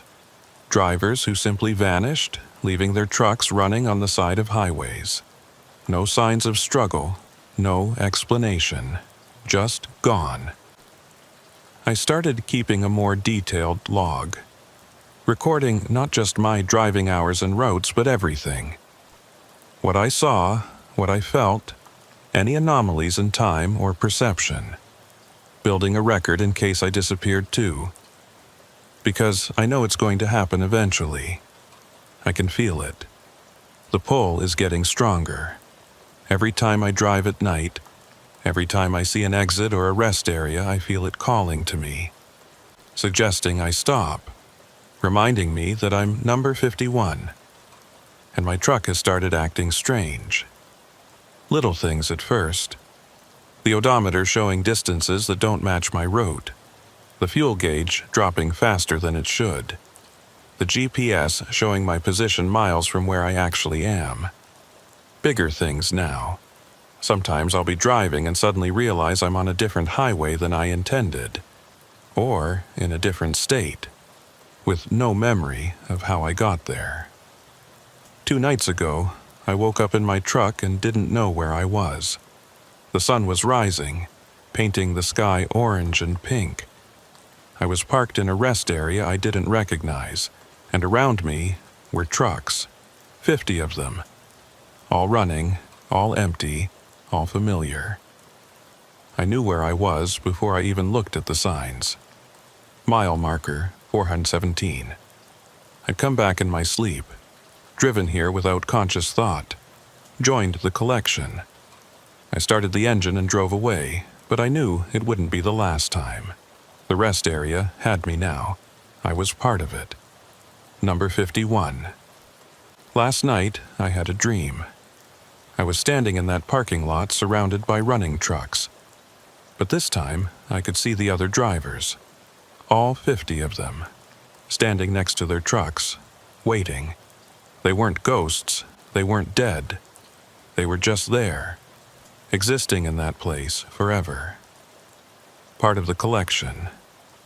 And in the dream, they all turned to look at me, and they smiled, and they waved, welcoming me home. I woke up at 2:15 a.m. Always 2:15 a.m. now. I looked out my window. I was parked at a truck stop in Wyoming. Normal, commercial, safe. But I could smell diesel fuel, and I could hear engines running. Lots of engines, 50 engines. And I knew, with absolute certainty, that it didn't matter where I was. The collection had claimed me.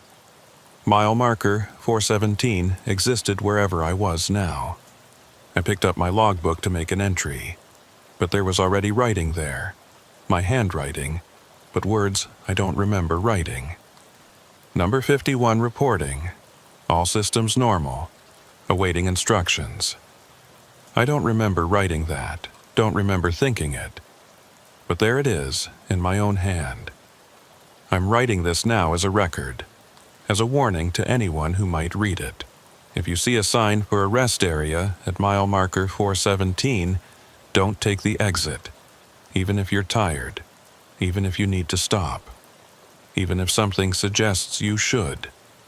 Because once you go there, you become part of it. You're counted, numbered, collected. And eventually, you don't leave. You just exist there, in that space between times, between places. Part of an endless parking lot filled with running trucks and waiting drivers. I can feel it happening now. The boundaries getting thinner. The real world fading. The collection becoming more real than reality. Soon, I think, I won't be able to leave at all. I'll be just another truck in that lot, running forever. Empty forever. Waiting forever. Number 51. I haven't told anyone about this. Haven't sent the recordings or the footage to anyone. Because I know now that it wouldn't matter. The people who need to avoid mile marker 417 will avoid it instinctively. They'll feel the wrongness and keep driving. The ones who stop are the ones meant to stop. The ones who become part of the collection. Like me. It's 2:15 a.m. now. It's always 2:15 a.m. now. And outside my window, I can see trucks. 50 of them, all running, all waiting, all calling me home. I think I'll take a drive, just a short one, just to that rest area I keep seeing. Mile marker 417. After all, I'm already part of the collection. I'm number 51. And it's time to go home.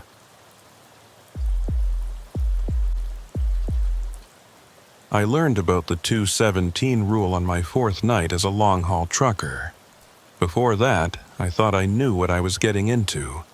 My trainer, a weathered guy named Dalton who'd been driving for 26 years, had spent 3 weeks showing me the routes, teaching me the regulations, explaining how to manage fatigue and schedule my breaks. But he never mentioned 2:17 a.m. My name is Reed, and I'd spent the previous 8 years working construction in Oregon before a back injury made that impossible. Trucking seemed like a natural transition. I could sit, I could drive, and the pay was decent if you were willing to put in the hours. I got my CDL, passed all the tests, and started running freight up and down the West Coast. The first 3 nights went fine. I stopped at commercial truck stops, busy places with restaurants and showers and other drivers. Normal places where you could rest without thinking twice about it. But on the 4th night, I was running behind schedule and needed to make up time. I was hauling produce from California to Washington, a route that took me up Interstate 5 through Oregon. It was late September, and the nights were getting cold. I'd left Sacramento around 6 p.m., planning to drive through the night and reach Portland by morning. Around 1:30 a.m., I was passing through southern Oregon when fatigue hit me hard. That sudden wave of exhaustion that makes your eyes feel like sandpaper, and your reaction time slow to nothing. I knew I needed to stop, but the next major truck stop was still 30 miles away. Then I saw the sign, a blue one, indicating services ahead. Rest area, 1 mile. Perfect timing. I took the exit and followed the access road to a standard-looking rest area. Well-lit parking lot, a central building with restrooms, a few picnic tables under a covered area, and trucks, maybe 10 or 12 of them scattered across the lot. I pulled into a space, killed the engine, and sat there for a moment. The building was open, lights on inside. I could see a few people moving around. Everything looked normal. I grabbed my phone to set an alarm, planned to sleep for an hour, maybe 2. It was 1:47 a.m. I'd set the alarm for 3:30, giving me time to rest and still make my delivery window. I was about to lean my seat back when I noticed something odd. One of the other trucks, a Freightliner about 50 feet away, suddenly started up. The lights came on, and after a moment, it pulled out of its space and headed for the exit. Okay, I thought. Driver finished their rest break. Nothing unusual about that.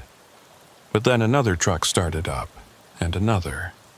Within the span of maybe 2 minutes, I watched 5 trucks leave the rest area. All of them had been dark and quiet, presumably with their drivers sleeping, and then, suddenly, they were all leaving at once. I checked my phone. 1:51 a.m. Strange timing for multiple drivers to leave simultaneously, but maybe there was some kind of schedule coordination I didn't know about. I was new to this, after all. I decided to use the restroom before trying to sleep. Climbed down from my cab and walked toward the building. The air was cold and damp, typical for Oregon in early fall. The lights overhead buzzed softly. As I approached the building, I passed a driver who was walking quickly to his truck. Middle-aged guy, looked alert despite the late hour. He nodded at me as he passed. "Don't stay past 217, he said, not breaking stride. I stopped and turned. What? But he was already climbing into his cab. His engine started immediately, and he was pulling out before I could ask him to repeat what he'd said. Don't stay past 217. What did that mean? I went into the restroom. Clean, well-maintained, empty. I took care of business and washed my hands, thinking about what the driver had said. Some kind of local regulation, maybe? A curfew for rest areas? When I came back outside, more trucks had left. The parking lot that had been fairly full when I arrived now had maybe 5 trucks remaining. All of them were dark, engines off. I checked the time, 1:58 a.m. I walked back to my truck slowly, looking around. The rest area seemed normal enough. Good lighting, clean facilities, no obvious problems. But the mass exodus of trucks was unsettling. As I reached my truck, another engine started up. The truck parked directly next to mine, a Peterbilt with Oregon plates. The driver, a woman probably in her 50s, started pulling out immediately. "Hey!" I called out, walking toward her. "Excuse me." She stopped and rolled down her window, but her expression was tense, rushed. Yeah? Is there some kind of time limit here? Someone told me not to stay past 2:17. She looked at me for a long moment, then glanced at her dashboard clock. It's 2:02. You've got 15 minutes. I'd suggest you use them to leave. But why? What happens at 2:17? Nothing happens, that's the point. You leave before 2:17, nothing happens. You stay after. She trailed off, shaking her head. Just don't stay. Trust me. She rolled up her window and drove off before I could ask anything else. I stood there in the parking lot, confused and increasingly uneasy. This was ridiculous. It was a rest area. There was no reason I couldn't stay here as long as I needed to. But every other driver had left, or was leaving. As I watched, another truck started up and pulled out. That left 3 trucks in the lot besides mine. I checked the time again, 2:07 a.m. 10 minutes until 2:17. This was probably some kind of joke that experienced drivers played on rookies. Make them paranoid about arbitrary times, watch them panic. I'd been hazed enough in construction to recognize the pattern. I climbed back into my cab and locked the doors. I'd sleep here for an hour, prove to myself that nothing happened at 2:17, and then continue my route. Simple. But as I started to recline my seat, I heard another engine start. And another. The 2 remaining trucks besides mine were leaving. I sat up and looked around the parking lot. Empty. Just my truck now, sitting alone under the fluorescent lights. 2:11 a.m. 6 minutes until 2:17. Okay, this was getting creepy. Why would every single driver leave? What did they know that I didn't? I started my engine. Not because I believed something would happen, but because being the only person in a rest area in the middle of nowhere at 2 a.m. was unsettling regardless of any mysterious warnings. I'd pull out, get back on the highway, drive until I found another place to stop. Somewhere busier, with more people around. I put the truck in gear and started moving toward the exit. As I drove past the main building, I glanced at it one more time. The lights were still on inside, but I couldn't see anyone. No attendants, no other travelers. Just empty lit rooms. My dashboard clock changed as I reached the exit ramp, 2:17 a.m. Exactly 2:17. I merged back onto Interstate 5 and accelerated, putting distance between myself and that rest area. Nothing had happened. No explosions, no monsters, no mysterious phenomena. Just a bunch of drivers following some superstitious ritual about a specific time. But as I drove, I couldn't shake the memory of their faces. The way they'd all looked rushed, almost frightened. The urgency in their movements as they'd left. They weren't joking. They genuinely believed something was wrong with staying past 2:17. I drove for another hour before finding a large commercial truck stop. I pulled in, parked among dozens of other trucks, and tried to sleep. But I kept thinking about that rest area, about the exodus of drivers, about the warning, don't stay past 2:17. The next morning I asked other drivers about it. Most had never heard of any 2:17 rule. A few gave me strange looks and changed the subject. One older driver, a guy named Carter, who'd been running the West Coast routes for decades, pulled me aside. "Where'd you hear about that?" he asked quietly.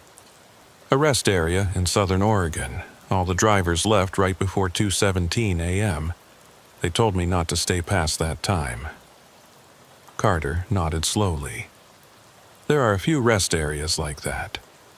Places where the old-timers know to leave by a certain time. Usually around 2 or 3 a.m., different times for different places. But why? What happens if you stay? Nobody knows for sure, because everyone who knows better leaves, and the ones who don't leave. He trailed off. What happens to them? They keep driving. They're fine. But they're different. Changed somehow. They don't talk about what they experienced, and they never stop at those rest areas again. Most of them quit trucking altogether eventually. That doesn't make sense. No, it doesn't, but that's how it is. Some places on the highways have rules, unwritten rules that you learn through experience or through warnings from other drivers, and the smart ones follow those rules without asking too many questions. I thanked Carter and walked away, more confused than before. Changed? What did that mean? And why would experiencing something at a rest area make someone quit trucking? I should have left it alone, should have filed it away as one of those weird highway superstitions and moved on with my life. But I couldn't. The mystery of it gnawed at me. Over the next few weeks, I started paying attention to rest areas, watching patterns. And I noticed something. At certain rest areas, always between 2 and 3 a.m., there would be a mass exodus of trucks. Drivers would leave all at once, like they were responding to some unheard signal, and it was always just before a specific time. Sometimes 2:17, sometimes 2:23, sometimes 2:31. Different rest areas had different times, but the pattern was always the same. Everyone left before that time. Everyone except the rookies who didn't know better. And occasionally, one of them would stay, would be there when that critical time hit. I started watching what happened to those trucks, the ones that stayed past the designated time, and what I found was disturbing. They'd leave eventually, usually within 10 or 15 minutes. They'd merge back onto the highway and continue their routes. Nothing obviously wrong. But if you watched carefully, you'd notice little things. The way they'd drift slightly between lanes, then correct. The way they'd slow down for no apparent reason, then speed up. Like the driver was distracted or disoriented. I talked to one of them once, a young driver who'd stayed past 2:17 at that same Oregon rest area. I caught up with him at a truck stop the next day. "Hey, I saw you at the rest area last night. The one off I-5. You stayed pretty late." He looked at me strangely. "What rest area?" "The one in southern Oregon. You were there around 2 a.m. He shook his head. "I didn't stop last night. Drove straight through from Sacramento to Portland. I saw your truck, same company logo, same cab number. You must be mistaken. I didn't stop anywhere, but I knew what I'd seen. His truck had been there, had been one of the few that stayed past 2:17, and now he had no memory of it." That's when I started to understand. The people who stayed past those critical times didn't remember it. Whatever happened to them, it erased that memory, or replaced it with something else. I became obsessed with figuring it out, started keeping detailed logs of which rest areas had which times, started timing my stops so I could observe without staying too long myself. And slowly, over months of watching and documenting, I began to see a pattern. The rest areas with these time limits all had something in common. They were older facilities built in the 1970s or early 1980s. They were located in remote areas away from major cities. And they all had that same quality of feeling slightly wrong, even if you couldn't articulate exactly what was off about them. I compiled a list, 17 rest areas across Oregon, Washington, and California that showed the pattern, each with its own specific cutoff time. And I made a decision. I was going to stay past 2:17. I was going to experience whatever it was that everyone else fled from, and I was going to document it. Because I needed to know, needed to understand what was happening in these places. It was a stupid decision, reckless. But I was young and confident and convinced that whatever had affected others wouldn't affect me. I'd be prepared, vigilant, aware. So I planned my visit carefully. I chose the Oregon rest area, the one where I'd first learned about the rule.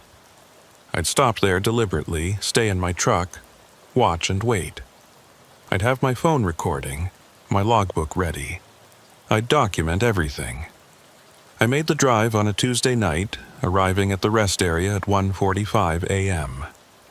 The parking lot was moderately full, maybe 15 trucks. I parked in a central location where I could see most of the lot. I set up my phone to record video of the parking lot and checked my watch. 1:47 a.m., 30 minutes until 2:17. And then I waited.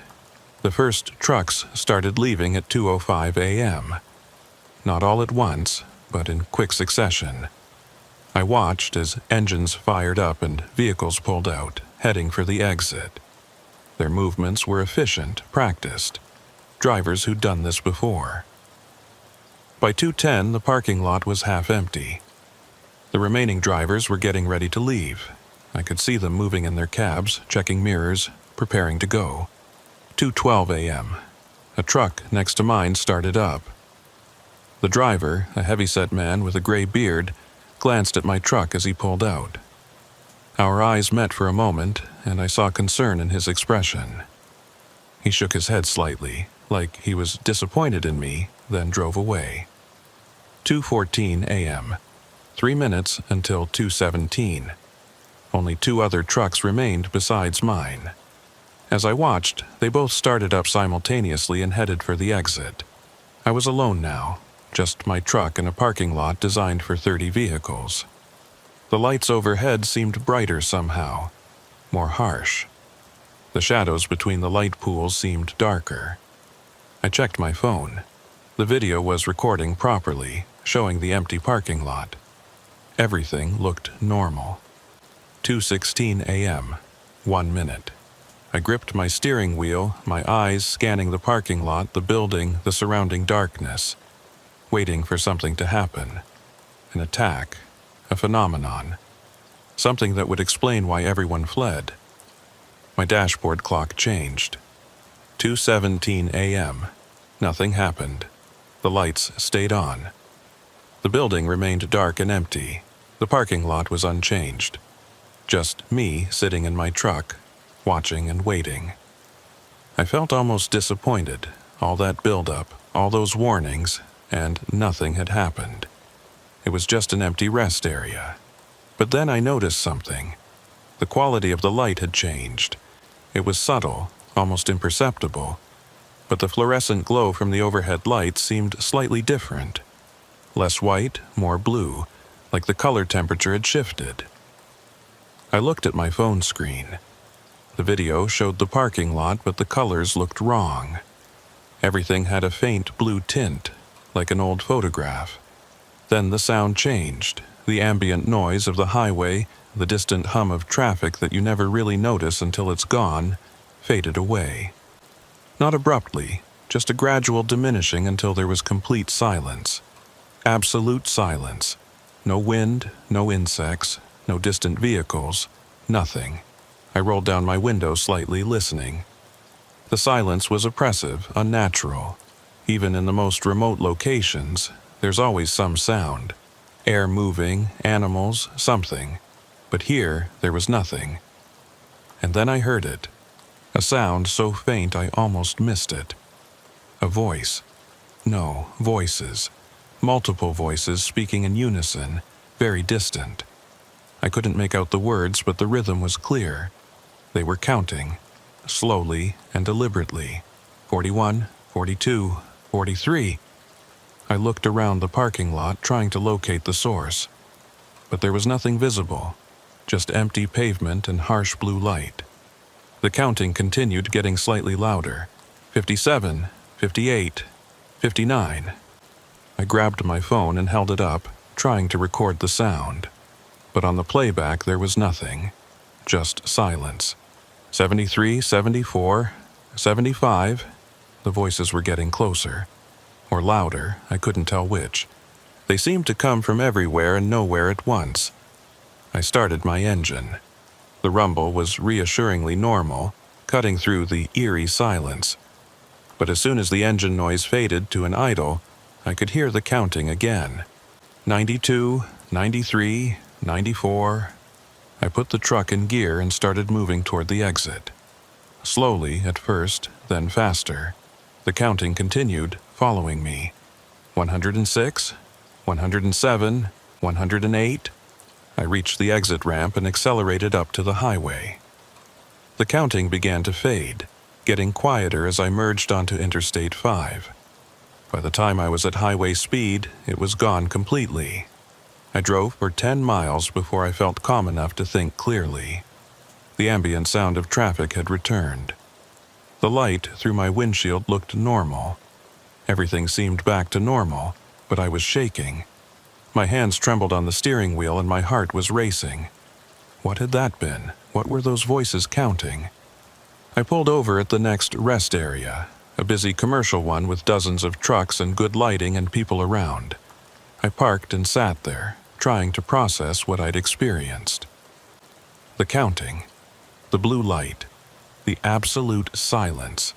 It had been real. I'd heard it, felt it, but my phone hadn't recorded it. There was no evidence except my memory. I checked my watch. It was 2:47 a.m. Half an hour had passed since I'd left the rest area, but it had felt like only 10 minutes. I looked at my logbook. According to my entries, I'd stopped at the rest area at 1:47 and left at 2:18. That part matched my memory, but there was a note I didn't remember writing, scrawled in my handwriting at the bottom of the page. Counted to 137. I stared at that note. I hadn't written it. I was sure of it. I'd been focused on observing, on documenting. I hadn't taken time to write anything, but it was there, in my handwriting. Counted to 137. What did that mean? Had the voices been counting to 137?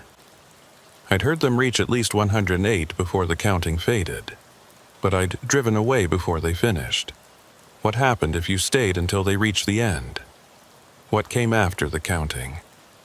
I sat in that truck stop parking lot until dawn, too uneasy to sleep. When the sun came up and the world looked normal again, I finally felt safe enough to close my eyes. But the memory of those voices stayed with me. The rhythmic counting, emotionless and mechanical. And the note I hadn't written, counted to 137. Over the next few days, I tried to find information about what I'd experienced. Searched online for reports of strange occurrences at rest areas, counting voices, anything similar. Found nothing useful, just the usual urban legends and creepypasta stories, none of which matched what I'd heard.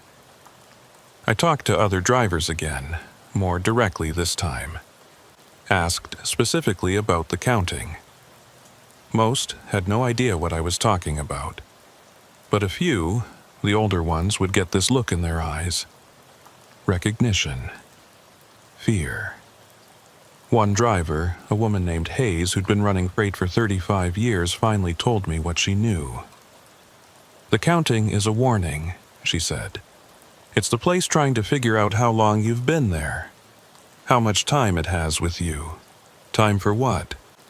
To change things. To alter your perception, your memory, your sense of time and space. The longer you stay, the higher it counts, the more it can change. What happens when it reaches the end? Hayes shook her head. I don't know. I've never heard of anyone staying that long. Most people realize what's happening and leave. The ones who don't remember leaving just before the counting finishes. Why don't they remember? Because the place takes that memory, replaces it with something else. You think you drove straight through, never stopped, but you did stop. You just don't remember it. And the note in my logbook counted to 137? That's how far the counting got before you left. If you'd stayed longer, the number would be higher. What's the highest anyone's heard? Hayes looked uncomfortable. I knew a driver once who claimed he heard it count to 487. Said he stayed to see what happened at the end. He quit trucking the next week. Last I heard, he was in a psychiatric facility. Kept insisting that he was still at the rest area, that everything else was fake. I left that conversation more disturbed than ever. The place could change perception, could alter memory, could convince you that reality wasn't real. And I'd willingly stayed there, let it count to 137. What had it changed? What memories had it taken or altered? How could I even know?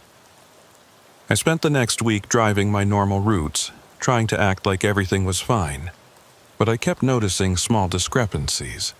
Deliveries I didn't remember making. Routes I'd supposedly driven but had no memory of. Empty spaces in my logbook that should have had entries. Was I going crazy? Or was this the effect of staying past 217? I decided I needed to go back. Needed to understand what was happening. But this time, I'd be smarter. I'd leave before the counting finished. I'd set an alarm, a timer, something to make sure I didn't stay too long. I made another run through Oregon, timing it so I'd arrive at the same rest area around 1:45 a.m. This time, I set multiple alarms on my phone. 2:16, 2:17, 2:18. I'd leave before the counting could affect me too much. I pulled into the rest area at 1:48 a.m. The parking lot was busy, maybe 20 trucks. I parked and waited, my alarm set, my logbook ready. The exodus started at 2:05 just like before. By 2:15, I was alone. 2:17 a.m. The light changed to that eerie blue. The sound disappeared, and the counting began. 1, 2, 3. This time, I paid closer attention. The voices weren't speaking English. Or they were, but the words were distorted, stretched out, like someone was playing a recording at the wrong speed. 15, 16, 17. I checked my phone. The alarms were set and would go off in just a minute. I'd hear enough of the counting to understand it better, then leave before it got too high. 33, 34, 35. My first alarm went off. 2:16 a.m. Good. I started the engine. But as I put the truck in gear, I realized something was wrong. The steering wheel wouldn't move. Not locked, not broken, just frozen in place, like it was welded to the dashboard. I tried the door handle. Same thing. Wouldn't move. 57, 58, 59. Panic set in. I was trapped. The truck wouldn't respond. I couldn't leave. My second alarm went off. 2:17 a.m. The counting continued. 81, 82, 83. I tried the window controls. Nothing. Tried the door handle again. Nothing. The truck had become a cage, and I was locked inside it. 105, 106, 107. My third alarm went off. 2:18 a.m. I should have been gone by now, should have been on the highway safe. But I was still here trapped while the counting continued.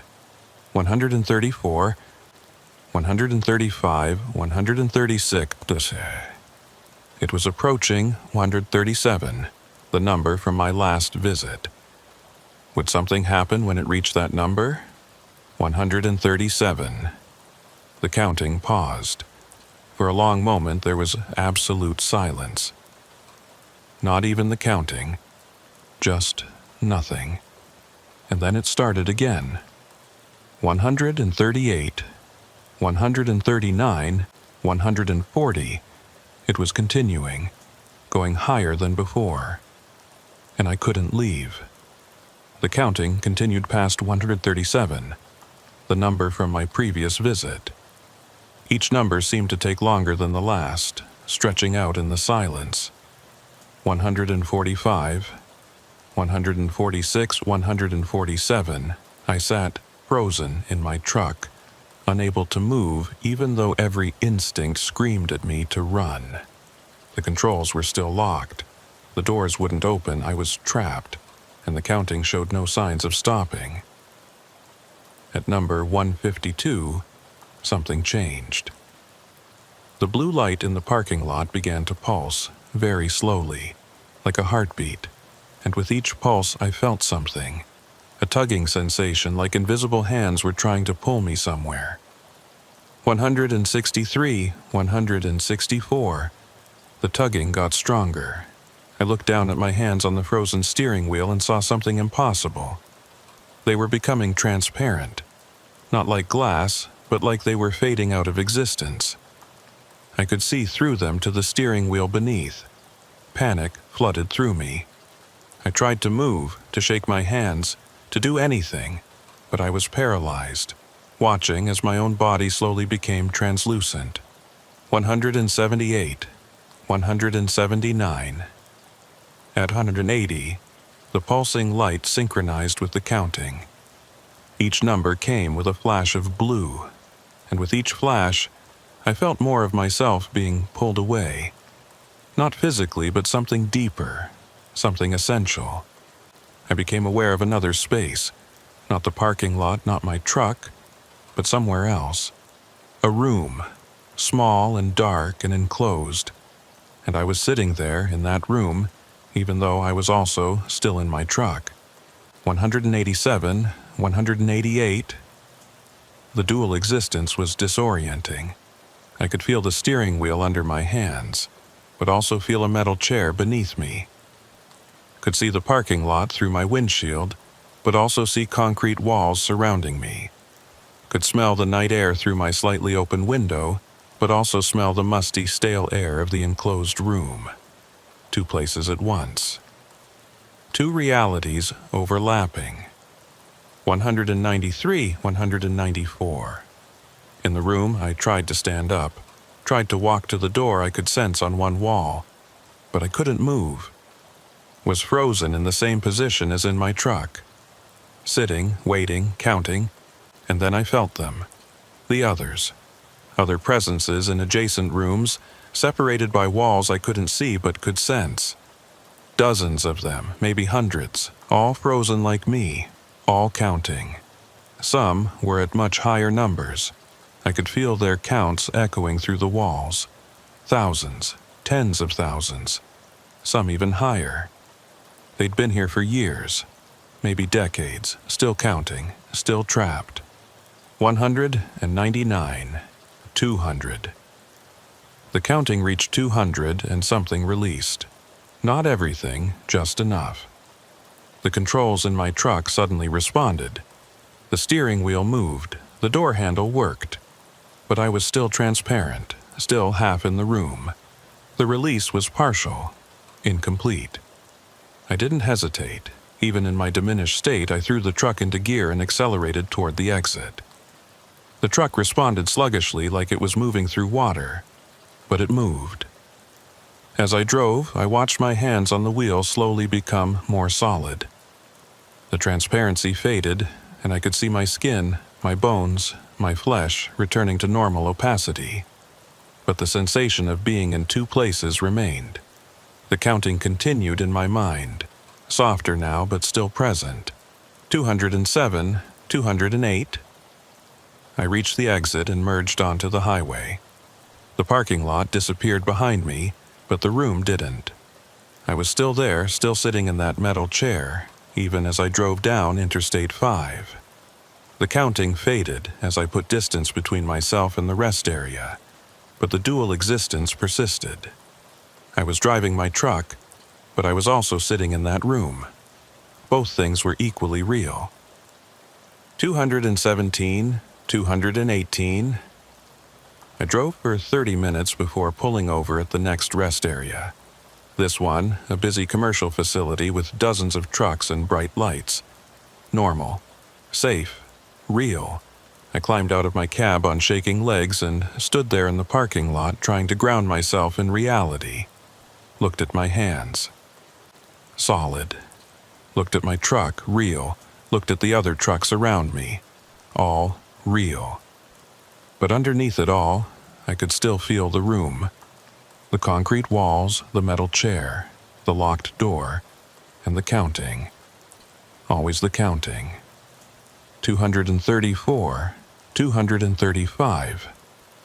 I drove for 2 hours without stopping, putting as much distance as possible between myself and that rest area. Finally pulled over at a large commercial truck stop near Eugene and sat there, my hands still shaking. I checked my phone. 4:47 a.m. Over 2 hours had passed since 2:17. But I had no memory of most of it. Just the counting, reaching 200, then nothing until the controls released. My logbook had an entry I didn't remember writing. Counted to 200, saw the room. The room? What room? I had no memory of seeing any room, but apparently I had, during those lost hours while the counting continued. I tried to remember. Closed my eyes and focused on the time between 200 and when the truck released me, but there was nothing. Just a blank space in my memory. Or was there? As I sat there trying to force the memory back, I started to feel something. Not a memory exactly, but a sensation. Like I was in two places at once, sitting in my truck at this commercial stop, but also somewhere else, somewhere dark and enclosed. The counting room. The sensation grew stronger. I could almost see it now. A small space, maybe 8 feet by 8 feet. Concrete walls, no windows, a single door. And in the center, sitting on a metal chair, someone I recognized. Me. I was sitting in that room, in that other place.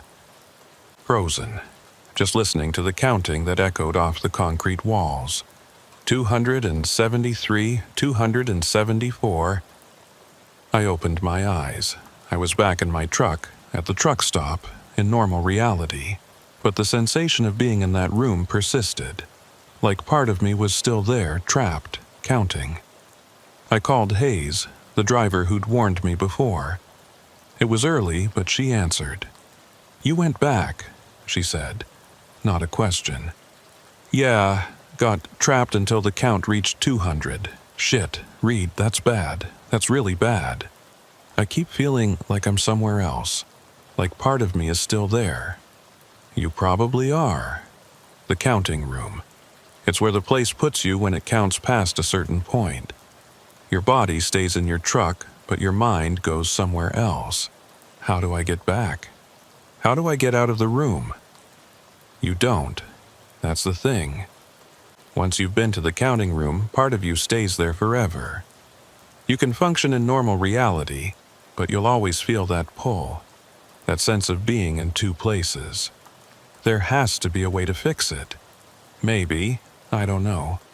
The only person I ever knew who experienced it quit driving and moved to the middle of a city, surrounded himself with people and noise and activity, said it helped drown out the counting. It's still counting. Always. It never stops. For him, it kept going for years. Last time I talked to him, it was over 50,000. I felt sick. The counting would never stop. I'd hear it forever, counting higher and higher while part of me sat in that concrete room, unable to move. There's got to be something I can do. Stay away from those rest areas. Don't go back, no matter what. The more times you experience it, the stronger the connection gets. Eventually, you might not be able to leave at all.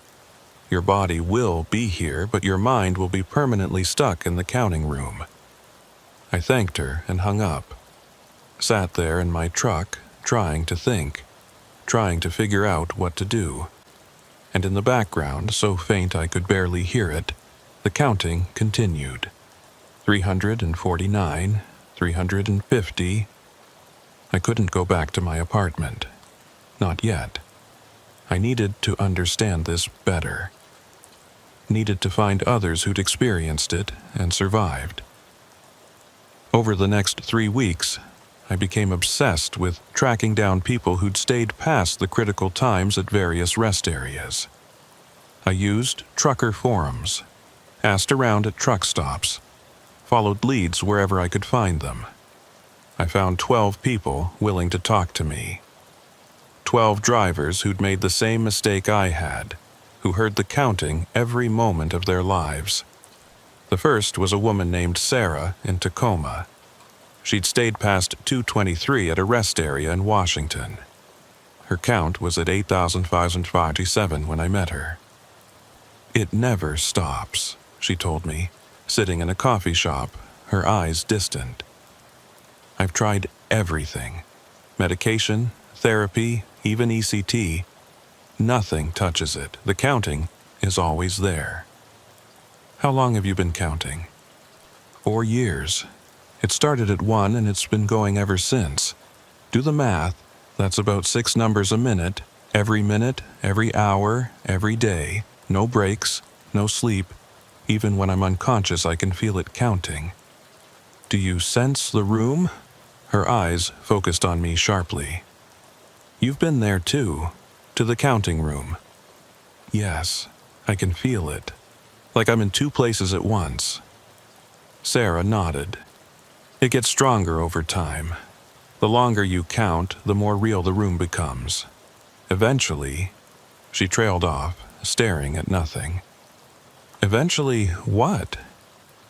"Eventually, you're more there than here.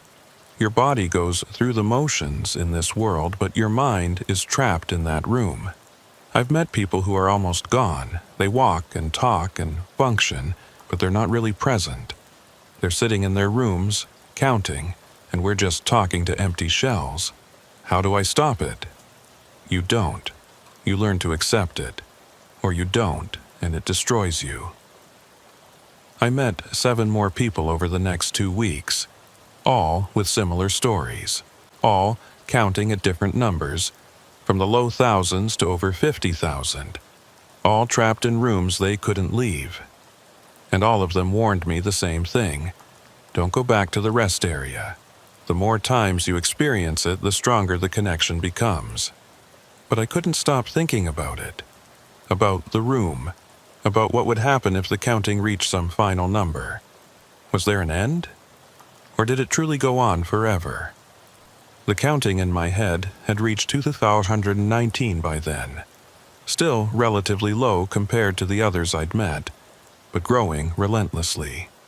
6 numbers a minute, 160 per hour, 8,640 per day.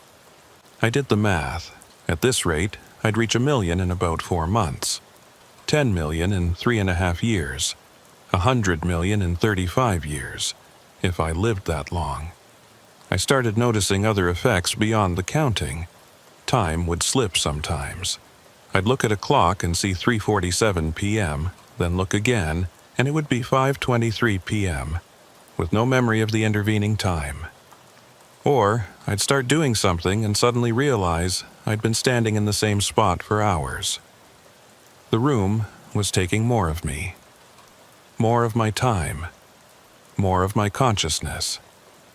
I tried to function normally, but it was getting harder. I'd be talking to someone and suddenly realize I hadn't heard anything they'd said for the last 10 minutes. I'd be driving and find myself pulled over on the side of the road with no memory of stopping. And always the counting. 2,836 and 2,837. The 9th person I found was different from the others. His name was Marcus, and he'd been counting for 7 years. His number was over 22 million. We met at a diner in Seattle. He looked exhausted, ancient, even though he was only in his 40s. His eyes had a vacant quality, like he was looking at something far away.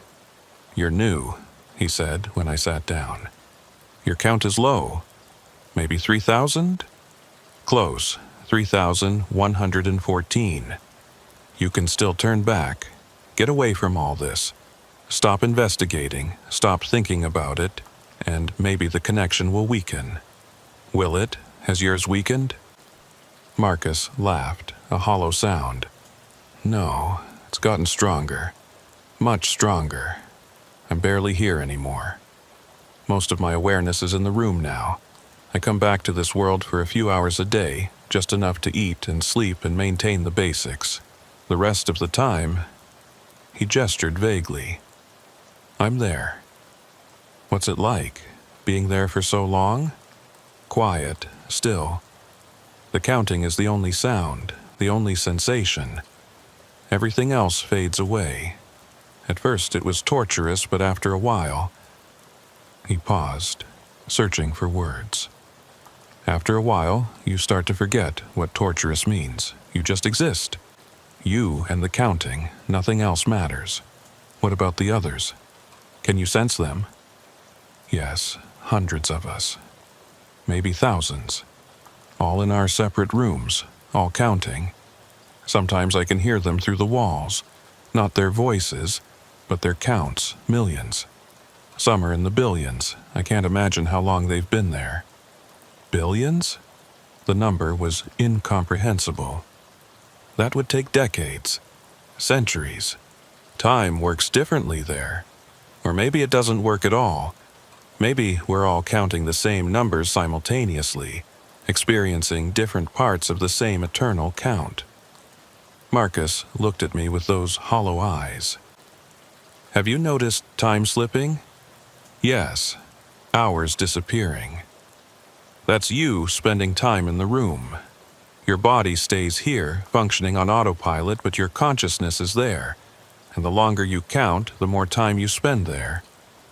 Eventually, you'll be there permanently. How long do I have? Marcus shrugged. Depends. Some people last years before they're fully absorbed. Others, just months. It varies. But you've already been back to the rest area twice, which accelerates the process. I'd guess you have maybe 6 months before you're more there than here. 6 months. Half a year before I effectively cease to exist in this reality. Is there any way to reverse it? I don't know. I've never heard of anyone succeeding. But then again, once you're fully absorbed, you don't come back to tell anyone what happened to you. I left that meeting more disturbed than ever. 6 months. Maybe less. And then I'd be gone, trapped in a concrete room for the rest of my existence. The counting had reached 3,647 by then. Still climbing. Always climbing. 3,848. 3,849. I tried one more time to find answers.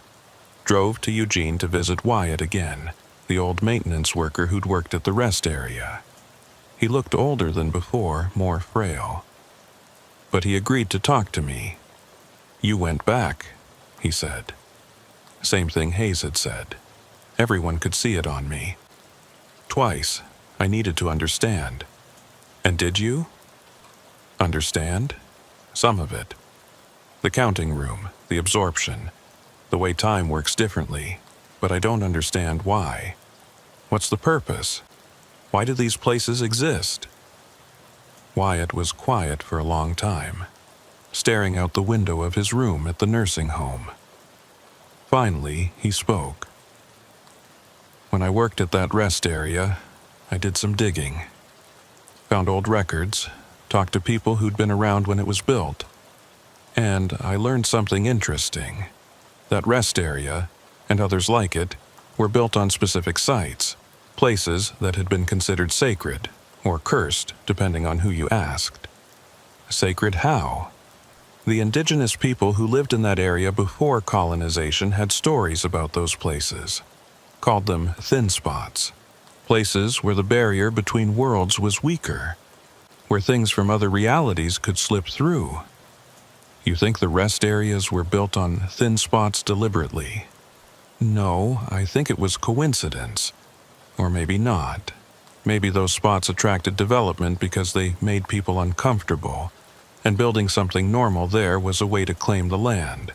But whatever the reason, the rest areas amplified the effect. Created structures that existed partially in both realities. And the counting? That's the mechanism. The way the other side measures you, counts you, determines how much of you belongs there versus here. The longer you stay, the higher it counts, the more of you it claims. What happens when the counting stops? Wyatt looked at me with sad, knowing eyes. It doesn't stop. That's the point. It goes on forever, claiming you piece by piece, until there's nothing left in this world. You become part of that place, part of the counting itself. There has to be a way to break free. Maybe, but I've never seen it work. The only people who escape are the ones who leave before the counting gets too high. Once you pass a certain threshold, and it's different for everyone, you're too connected to break away. What's the threshold? I don't know, maybe 10,000, maybe 100,000. Maybe it's not about the number at all, but about how much of yourself you've given to the room. I left Eugene that day with more questions than answers. The counting was at 493, still climbing, still claiming me, and I realized I was running out of time. The following weeks became a blur as the count climbed relentlessly higher. I documented everything obsessively, trying to understand the progression, trying to find some pattern that might offer escape. At 5,000, I discovered I could modulate the volume slightly. Not stop it, but adjust how loud it was in my consciousness. It required intense mental focus, but I could push the counting into the background or bring it forward. This gave me brief windows of almost normal function. At 7,500, the mental map of the counting room network became clearer. I could sense not just my room, but hundreds of others, all connected in ways that defied spatial logic. Some rooms felt close, others impossibly distant. Some contained counts in the thousands, others in the millions. The network was vast, sprawling across dimensions I couldn't fully comprehend. At 10,000, I experienced my first complete transportation. I was lying in bed in my apartment, trying to sleep despite the counting, when suddenly I wasn't there anymore. No transition, no warning. One moment I was horizontal in bed, the next I was sitting upright in the metal chair in absolute darkness. The change was instantaneous and terrifying. 10,006 and 10,007. The counting echoed off concrete walls, louder than I'd ever heard it. I tried to move, to stand, to do anything, but I was paralyzed, frozen to the chair. My muscles wouldn't respond to my commands. I tried to scream. My vocal cords were locked. No sound emerged from my throat. Pure panic flooded through me. This was it. This was where I'd spend eternity, trapped in darkness, unable to move, unable to speak, with nothing but the mechanical counting for company. 10,043, 10,044. Time lost all meaning. Each number felt like it took hours to arrive, and yet they came relentlessly. Was I experiencing time normally, or was it compressed, stretched, twisted into shapes that human consciousness wasn't meant to experience? 10,097, 10,098, and then, without warning, I was back in my bed, gasping for air, drenched in sweat, my heart trying to hammer its way out of my chest. The clock read 6:47 a.m. 4 hours had passed. 4 hours that had felt like perhaps 15 minutes in the room. Time compression. Or maybe time expansion, depending on which reality you measured from. The room existed outside normal temporal flow. But here's what terrified me most. The counting had reached 10,443. Over 400 numbers had been processed during those missing hours. I'd been consciously aware of maybe 70 of them. The rest had been counted without my awareness. The room was counting for me. Even when I wasn't consciously experiencing it, the process continued. Automated, mechanical, relentless. After that night, the transportations became regular occurrences. I'd lose hours every day, sometimes more. My body would go through the motions of living, eating, showering, walking, while my consciousness sat in that dark room, counting. I started keeping detailed logs of when the transportations happened and how long they lasted. Looking for patterns, for some way to predict or control them. There was no pattern. Sometimes I'd be transported for minutes, sometimes for hours, sometimes while I was awake, sometimes while sleeping. The room took me whenever it wanted, for however long it wanted. At 12,000, I met a woman named Elizabeth who'd been counting for 5 years. Her number was at 16,142,000, 16 million. We met at a support group I'd found online. Not for the counting specifically, such a group didn't officially exist, but for people experiencing dissociative disorders.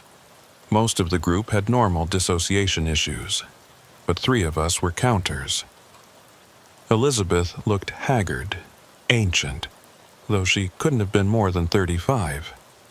She had that same distant look I'd seen in Marcus and James, the look of someone who was barely present.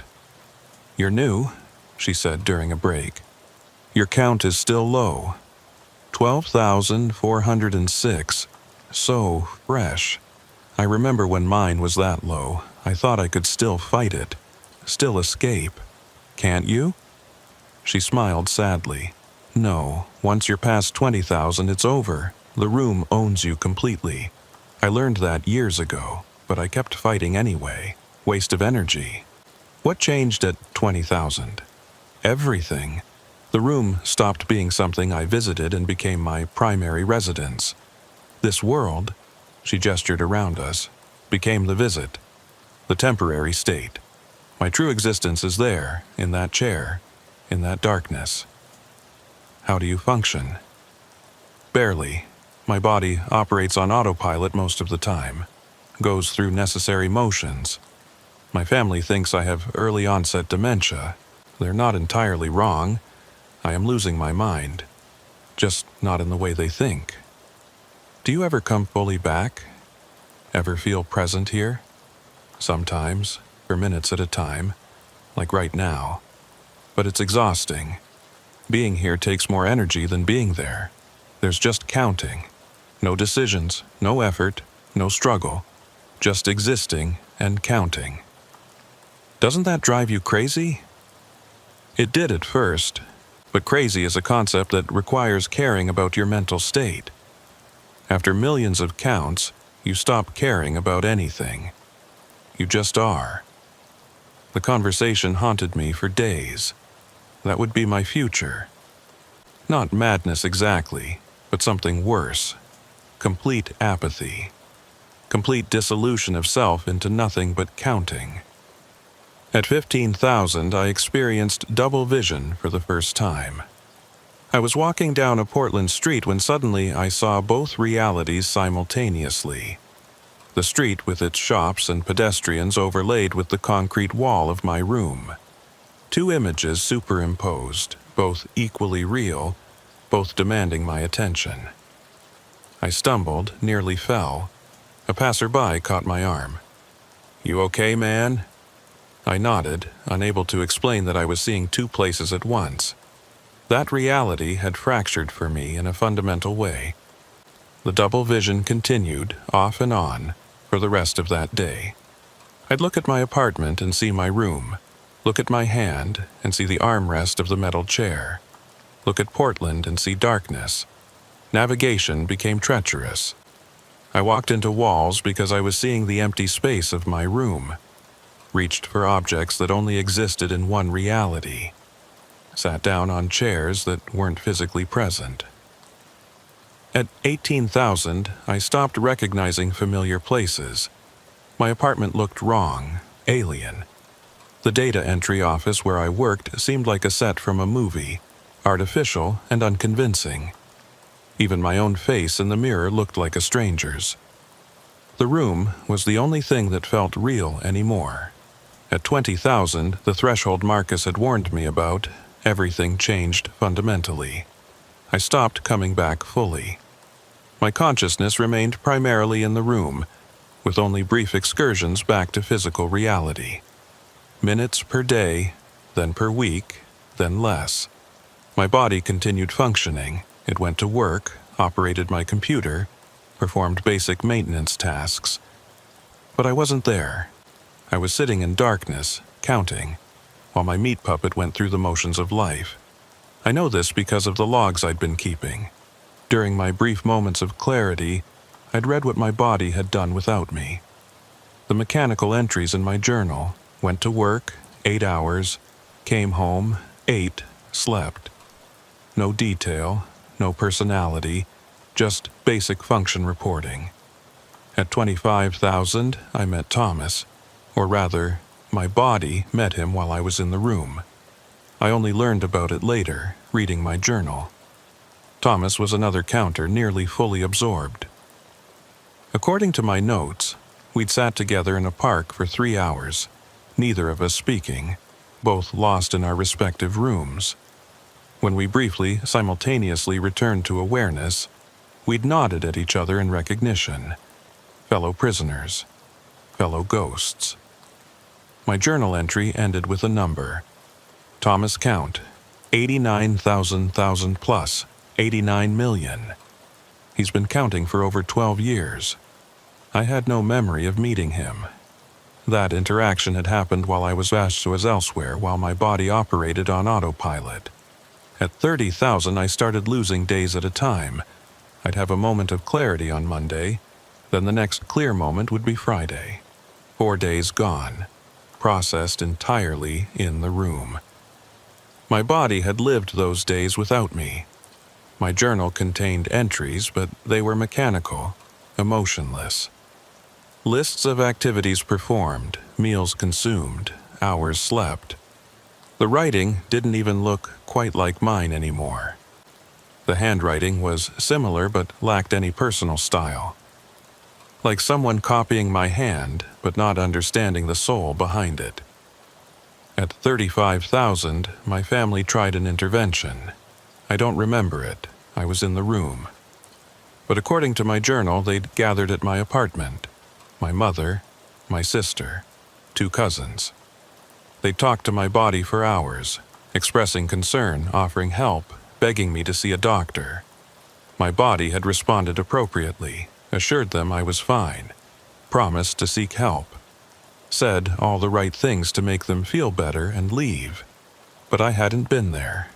I'd been in my room, counting in darkness, while my meat puppet performed social behaviors it had learned before I left. My sister left a note that I found weeks later. Read, I don't know if you're in there anymore, but if any part of you is reading this, please know we love you. Please come back to us. I cried when I read it. One of the last times I'd feel strong emotion about anything in physical reality, because even as I cried, I knew I was already gone. The person she loved, the brother she remembered, was sitting in a dark room, counting to infinity. This body she'd talked to was just a shell going through learned motions. At 40,000, I stopped being able to distinguish between the room and reality. They were both equally real, equally present. I existed in both simultaneously. My consciousness split between locations in a way that would have driven me insane if I'd had enough self left to go insane. At 45,000, I realized I couldn't remember basic things about my life before the counting. My childhood was vague. College was a blur. The construction job that had ended when I hurt my back, what had that been like? I couldn't recall. The counting had consumed my memories, replacing them with numbers. My history was measured in counts now, not experiences. The person I'd been before visiting that rest area at 2:17 a.m. was effectively dead. At 50,000, I made one final attempt to break free. Some tiny fragment of me that still cared, still fought, still believed escape might be possible, drove my body back to Southern Oregon, back to that rest area, one more time. I tried everything to make it stop. Medication, therapy, meditation. Nothing worked. The counting persisted, relentless and mechanical. My driving suffered. I'd lose focus, drift between lanes, miss exits. Other drivers started complaining. Dispatch called me in twice to discuss my performance. I tried to explain what was happening, but how do you tell someone that part of your mind is trapped in a concrete room at a rest area that doesn't officially exist? They'd think I was having a breakdown. Maybe I was. The counting reached 1,000 after about a week. I could feel the room more clearly now, could sense the concrete walls, the metal chair, the single door that never opened. And I could sense something else. I wasn't alone in the room. There were others. I couldn't see them, couldn't interact with them, but I could feel their presence. Other drivers who'd made the same mistake I had, who'd stayed past the critical time and ended up in the counting room. How many were there? Dozens? Hundreds? The counting reached 5,000 after a month. By then, I could barely function in normal reality. The sensation of being in the room was stronger than being in the real world. I'd look around and see the inside of my truck, but I'd feel the concrete walls. I'd hear traffic and voices, but underneath it all was the relentless counting. I stopped driving, had to. It wasn't safe anymore. I moved into a small apartment in Portland trying to follow Hayes's advice. Surrounded myself with noise, TV always on, music playing, windows open to let in street sounds. It helped, but only slightly. The counting was always louder than anything else. 8,642, 8,643. I tried going to the rest area one more time. Thought maybe if I physically returned, I could break the connection. Free myself from the room. I drove down to Southern Oregon, found the exit, took the access road to the rest area. It looked different. The parking lot was cracked and weed-grown. The building was dark, windows broken. The lights were off. Like the place had been abandoned for years. But when I checked the time, it was 1:52 a.m., and as I watched, other trucks started arriving. Pulled into the lot, parked, drivers went inside the building that looked abandoned to me but was apparently functioning for them. I was seeing two versions of reality, the abandoned rest area and the active one, overlaid on each other. 2:17 a.m. approached. The trucks started leaving one by one. I stayed in my vehicle watching. The moment hit. The light changed to blue, the sound disappeared, and the counting began. But this time I heard more than just counting. I heard screaming. Dozens of voices, maybe hundreds, all screaming in unison. The sound was overwhelming, painful. I covered my ears, but it didn't help. The screaming wasn't external. It was in my head. In the counting room where part of me still sat on that metal chair. The other drivers in the room. They weren't just sitting there counting. They were screaming. Had been screaming this whole time, but I hadn't been able to hear it until now. I drove away as fast as I could, but the screaming followed me, merged with the counting, creating a horrible cacophony that made it impossible to think. 10,215, 10,216. The counting was louder now, amplified by the screams. It filled my mind, drowning out everything else. I made it back to Portland somehow. Don't remember the drive. Just remember arriving at my apartment, stumbling inside, collapsing on the floor. The counting and screaming continued for hours, or maybe days. Time lost meaning. I existed in the counting room more than in the real world now. Finally, the screaming faded, but the counting remained, louder than ever. 15,791. I realized what was happening. The rest area wasn't just changing my perception. It was pulling me in. Slowly, gradually, the counting room was becoming more real than reality, and eventually, I'd be there completely. My body would be here, but my mind would be gone, trapped in that concrete room forever. I had to do something, had to find a way to break the connection before it was too late. I started researching. Not online, where there was nothing useful, but in libraries. Old books about highway construction, local history, paranormal phenomena. Anything that might give me a clue about what these rest areas were and why they existed. And finally, I found something. A reference in an old newspaper article from 1981. A rest area in southern Oregon had been closed after several drivers reported strange experiences. The article didn't go into detail, just mentioned that the facility was being decommissioned, and drivers were advised to use alternate rest stops. But there was a name mentioned, a maintenance worker who'd been the last person to officially work at the rest area before it closed. Michael Wyatt. I found him 3 days later, living in a nursing home in Eugene. He was in his 80s now, frail and tired, but his mind was sharp. "You're asking about the rest area," he said, when I explained why I was there.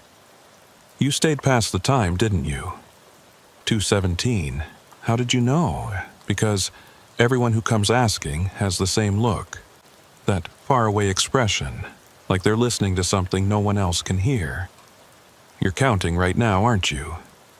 Even as we talk. And 23,411. 23,412, yes. I can't make it stop."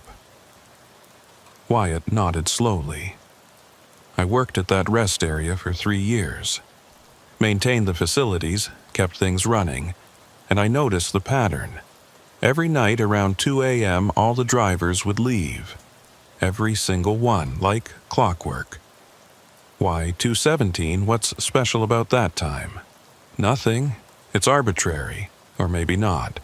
The time varies by rest area, but it's always in that 2 to 3 a.m. range. The dead hours, people call them, when reality is thinnest. What is that place? What's the counting room?" Wyatt was quiet for a long moment. "I don't think it's a place, exactly. I think it's a state, a condition. You stayed too long in a space that's not quite normal, and now part of you is stuck between states, between here and there, between real and unreal. How do I fix it? You can't, not completely, but you can learn to live with it. The counting will never stop, but you can learn to push it into the background. Make it quiet enough that you can function. How? By accepting it. Stop fighting it. Stop trying to make it go away. Acknowledge that it's part of you now, that you'll hear it forever, and then let it be. The more you resist, the louder it gets." That was 6 months ago. Wyatt was right. The counting never stops. It's at 67,492 right now, and it will keep going forever. But I've learned to live with it. Learned to push it far enough back that I can function most of the time. Some days are better than others. Some days the counting is just a whisper in the back of my mind. Other days it's overwhelming, and I have to stay in my apartment with all the lights on and the TV loud just to feel grounded in reality. I don't drive trucks anymore. Can't. The risk is too high. What if I dissociate while driving? What if I end up fully in the counting room while my truck is going 70 on the highway? I got a job in Portland. Office work, data entry, mind-numbing and boring but safe. And the ambient noise of the office helps drown out the counting. But I've learned things I wish I didn't know. The counting room isn't just one room. It's many rooms, all connected. Every person who gets trapped has their own room, but we can sense each other, feel each other's presence through the walls, and there are a lot of us. Hundreds, maybe thousands. All sitting in our concrete rooms counting, unable to leave. Some have been there for decades. I can feel them, the ones whose counts are in the millions. They're more there than here, barely present in reality anymore. Just shells going through the motions while their true selves sit in those rooms, counting forever. I've tried warning other drivers. Tried posting online about the 2:17 rule in the counting rooms. But nobody believes me. They think it's creative writing, or that I'm mentally ill, or that it's some kind of joke. And maybe that's for the best. Maybe fewer drivers knowing means fewer drivers stopping at those rest areas. Fewer people ending up like me. But I also know that some people will stop regardless, will ignore the warnings, will stay past the critical time, will end up in the counting room. Because that's human nature. We see danger and we're drawn to it. We hear warnings and we ignore them, just like I did. The counting is at 67,501 now. It increases by 1 every 3 seconds or so. Do the math and you'll realize it will never stop. In a year, it'll be over 10 million. In 10 years, over 100 million. And I'll hear every single number. I've thought about ending it, ending my life, freeing myself from the counting. But I don't know if that would work. Would death free me, or would I just be stuck in the counting room permanently without even the connection to reality that lets me exist here? I can't risk it. So I keep going. Keep living my quiet life in Portland, counting to infinity. The worst part isn't the counting itself. It's the knowledge that I'm not alone. That there are thousands of others out there living normal lives on the surface but spending every moment of their existence sitting in those concrete rooms, trapped by their own curiosity. And new people join us all the time. I can feel when someone new enters the counting room. Can sense their confusion and fear as they realize what's happened. And I know that eventually they'll end up like me. Like all of us. Functioning but broken, present but absent. Last night, I felt 3 new people join. 3 more drivers who ignored the warnings and stayed past their rest area's critical time. 3 more concrete rooms added to the endless network. I wanted to reach out, to tell them it would be okay, that they'd learn to live with it. But I can't communicate with them, can only sense their presence as they begin their own eternal counts. The counting is at 67,138 now. Another day, another 28,800 numbers. In a month, that'll be 864,000 more. In a year, 10,112,000. I don't sleep well anymore. When I do sleep, I dream of the counting room. See it clearly in ways I can't when I'm awake. The concrete walls, the metal chair, the locked door. And through the walls, I can hear the others. All of us counting together. Our voices merged into a single, endless stream of numbers. Sometimes I wonder if there's a purpose to it. If the counting serves some function we don't understand. But I don't think there is. I think it's just what happens when you stay too long in places that exist between states. You get caught in a loop, counting forever, trapped by your own curiosity. I went back to the rest area one more time, 3 months ago. Drove down to Southern Oregon, pulled into the parking lot at 1:30 a.m., watched as other drivers came and went, all leaving by 2:16. I stayed, watched the clock tick down to 2:17, waited for the light to change, the sound to disappear, the counting to begin. But nothing happened. The rest area looked normal. No blue light, no silence, no counting. Just a regular rest stop with regular lighting and regular ambient noise. Because I was already in the counting room. I'd been there for months. The rest area couldn't trap me again because it already had me. I sat there until dawn, watching the sun come up over the empty parking lot. And I realized that this was my life now. Forever trapped between 2 states, always counting, never free. The counting is at 67,584 now. By the time you read this, it'll be higher. By the time you forget this story, it'll be higher still, and I'll still be here, counting along with thousands of others, trapped by a single moment of curiosity. If you ever see a rest area where all the trucks leave at a specific time, don't question it. Don't investigate. Just leave with them.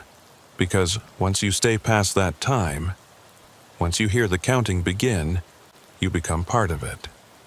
Forever. I'm at 67,629 now. The count continues. It will always continue. And somewhere, right now, another driver is pulling into a rest area at 1:45 a.m. They'll see the other trucks leaving.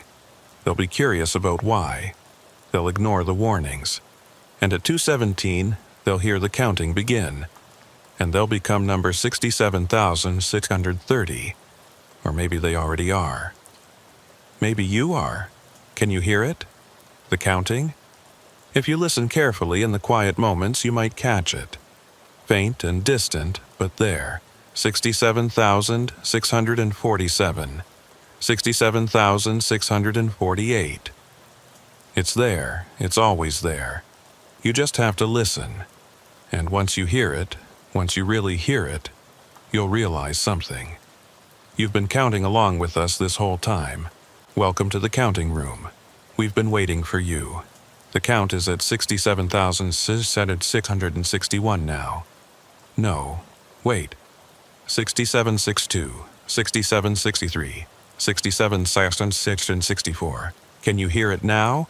Of course you can. You've always heard it. You just didn't realize what it was. But now you do. And now you'll count forever. Just like me. Just like all of us. 67,671, 6762, 67,673. The counting never stops. And neither will you.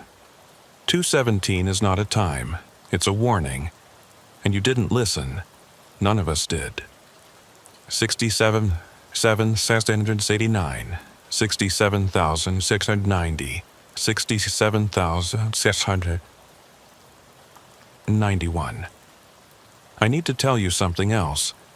Something I discovered in the last few weeks during my increasingly rare moments of clarity. The counting isn't random. It's not just measuring time or claiming consciousness. It's building something. Every number is a piece. Every counter is contributing to a structure we can't fully perceive. When I reach deep into the network of rooms, when I sense all the others counting simultaneously, I can feel it. The shape of something vast being constructed, one number at a time. 67,712. 67,713. Some of the longest-term counters, the ones in the billions, they're no longer individuals. They've merged into the structure itself, become load-bearing elements in whatever is being built. They don't count anymore, they are the count, and we're all moving toward that. All of us in our concrete rooms, adding our numbers to the infinite edifice. 67,774. 67,775. Marcus finally disappeared last week. I felt it happen. His room went silent, not empty but transformed. His consciousness had been fully integrated. He'd become part of the architecture. James is close. Elizabeth is closer. Thomas might already be gone. I haven't sensed him in days. And me, I'm at 67,749 now. Still individual, still separate. But the pull is getting stronger. The structure wants me, needs me. Every number brings me closer to that final integration. 67,756, 67,757. You're wondering if this is real, if I'm just a creative writer, spinning a creepy story for internet points. That's what I'd think too, if I were reading this. But here's the thing. You've been counting along with me, haven't you? Not consciously, maybe. But some part of you has been tracking the numbers as they appear. Your brain has been following the progression. 67,781. Did you notice you just counted with me? Even if you didn't read the number aloud, your mind processed it, acknowledged it, added it to the sequence. That's how it starts. 67,772. The rest areas with time limits aren't the only entry points. They're just the most obvious ones.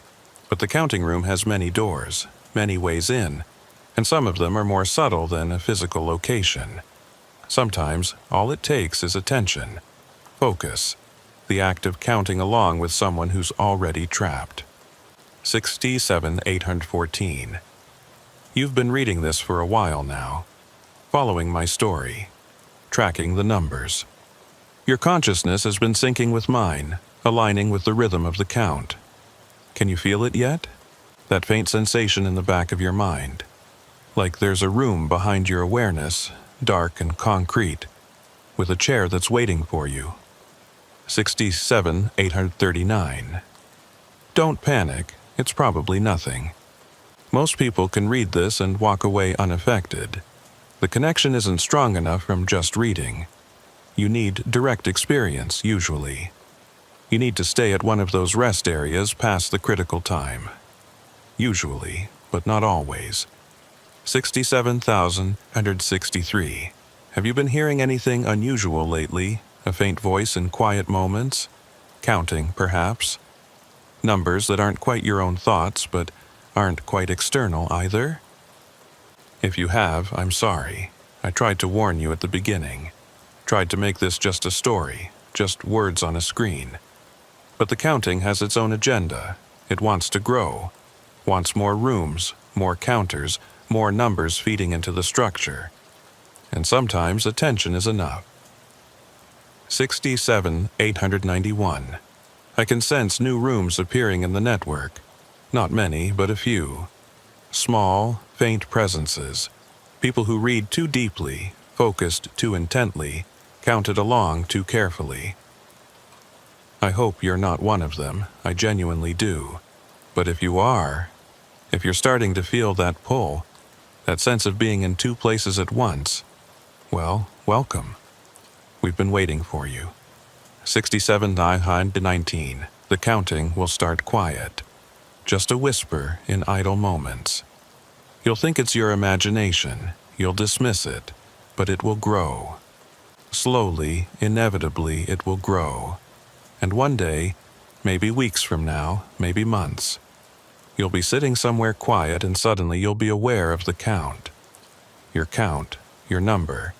And you'll realize it's higher than you thought, that you've been counting without knowing it. That's when you'll understand. That's when you'll know you're one of us now. 67,951. I'm fading again. The room is pulling me back. This might be my last moment of clarity for a long time. Maybe forever. If you're reading this and you feel nothing, no pull, no counting, no room in your peripheral awareness, good. Close this window. Forget about it. Move on with your life and never think about rest areas or counting or 2:17 a.m. again. But if you feel something, if there's even a whisper of a count in your mind right now,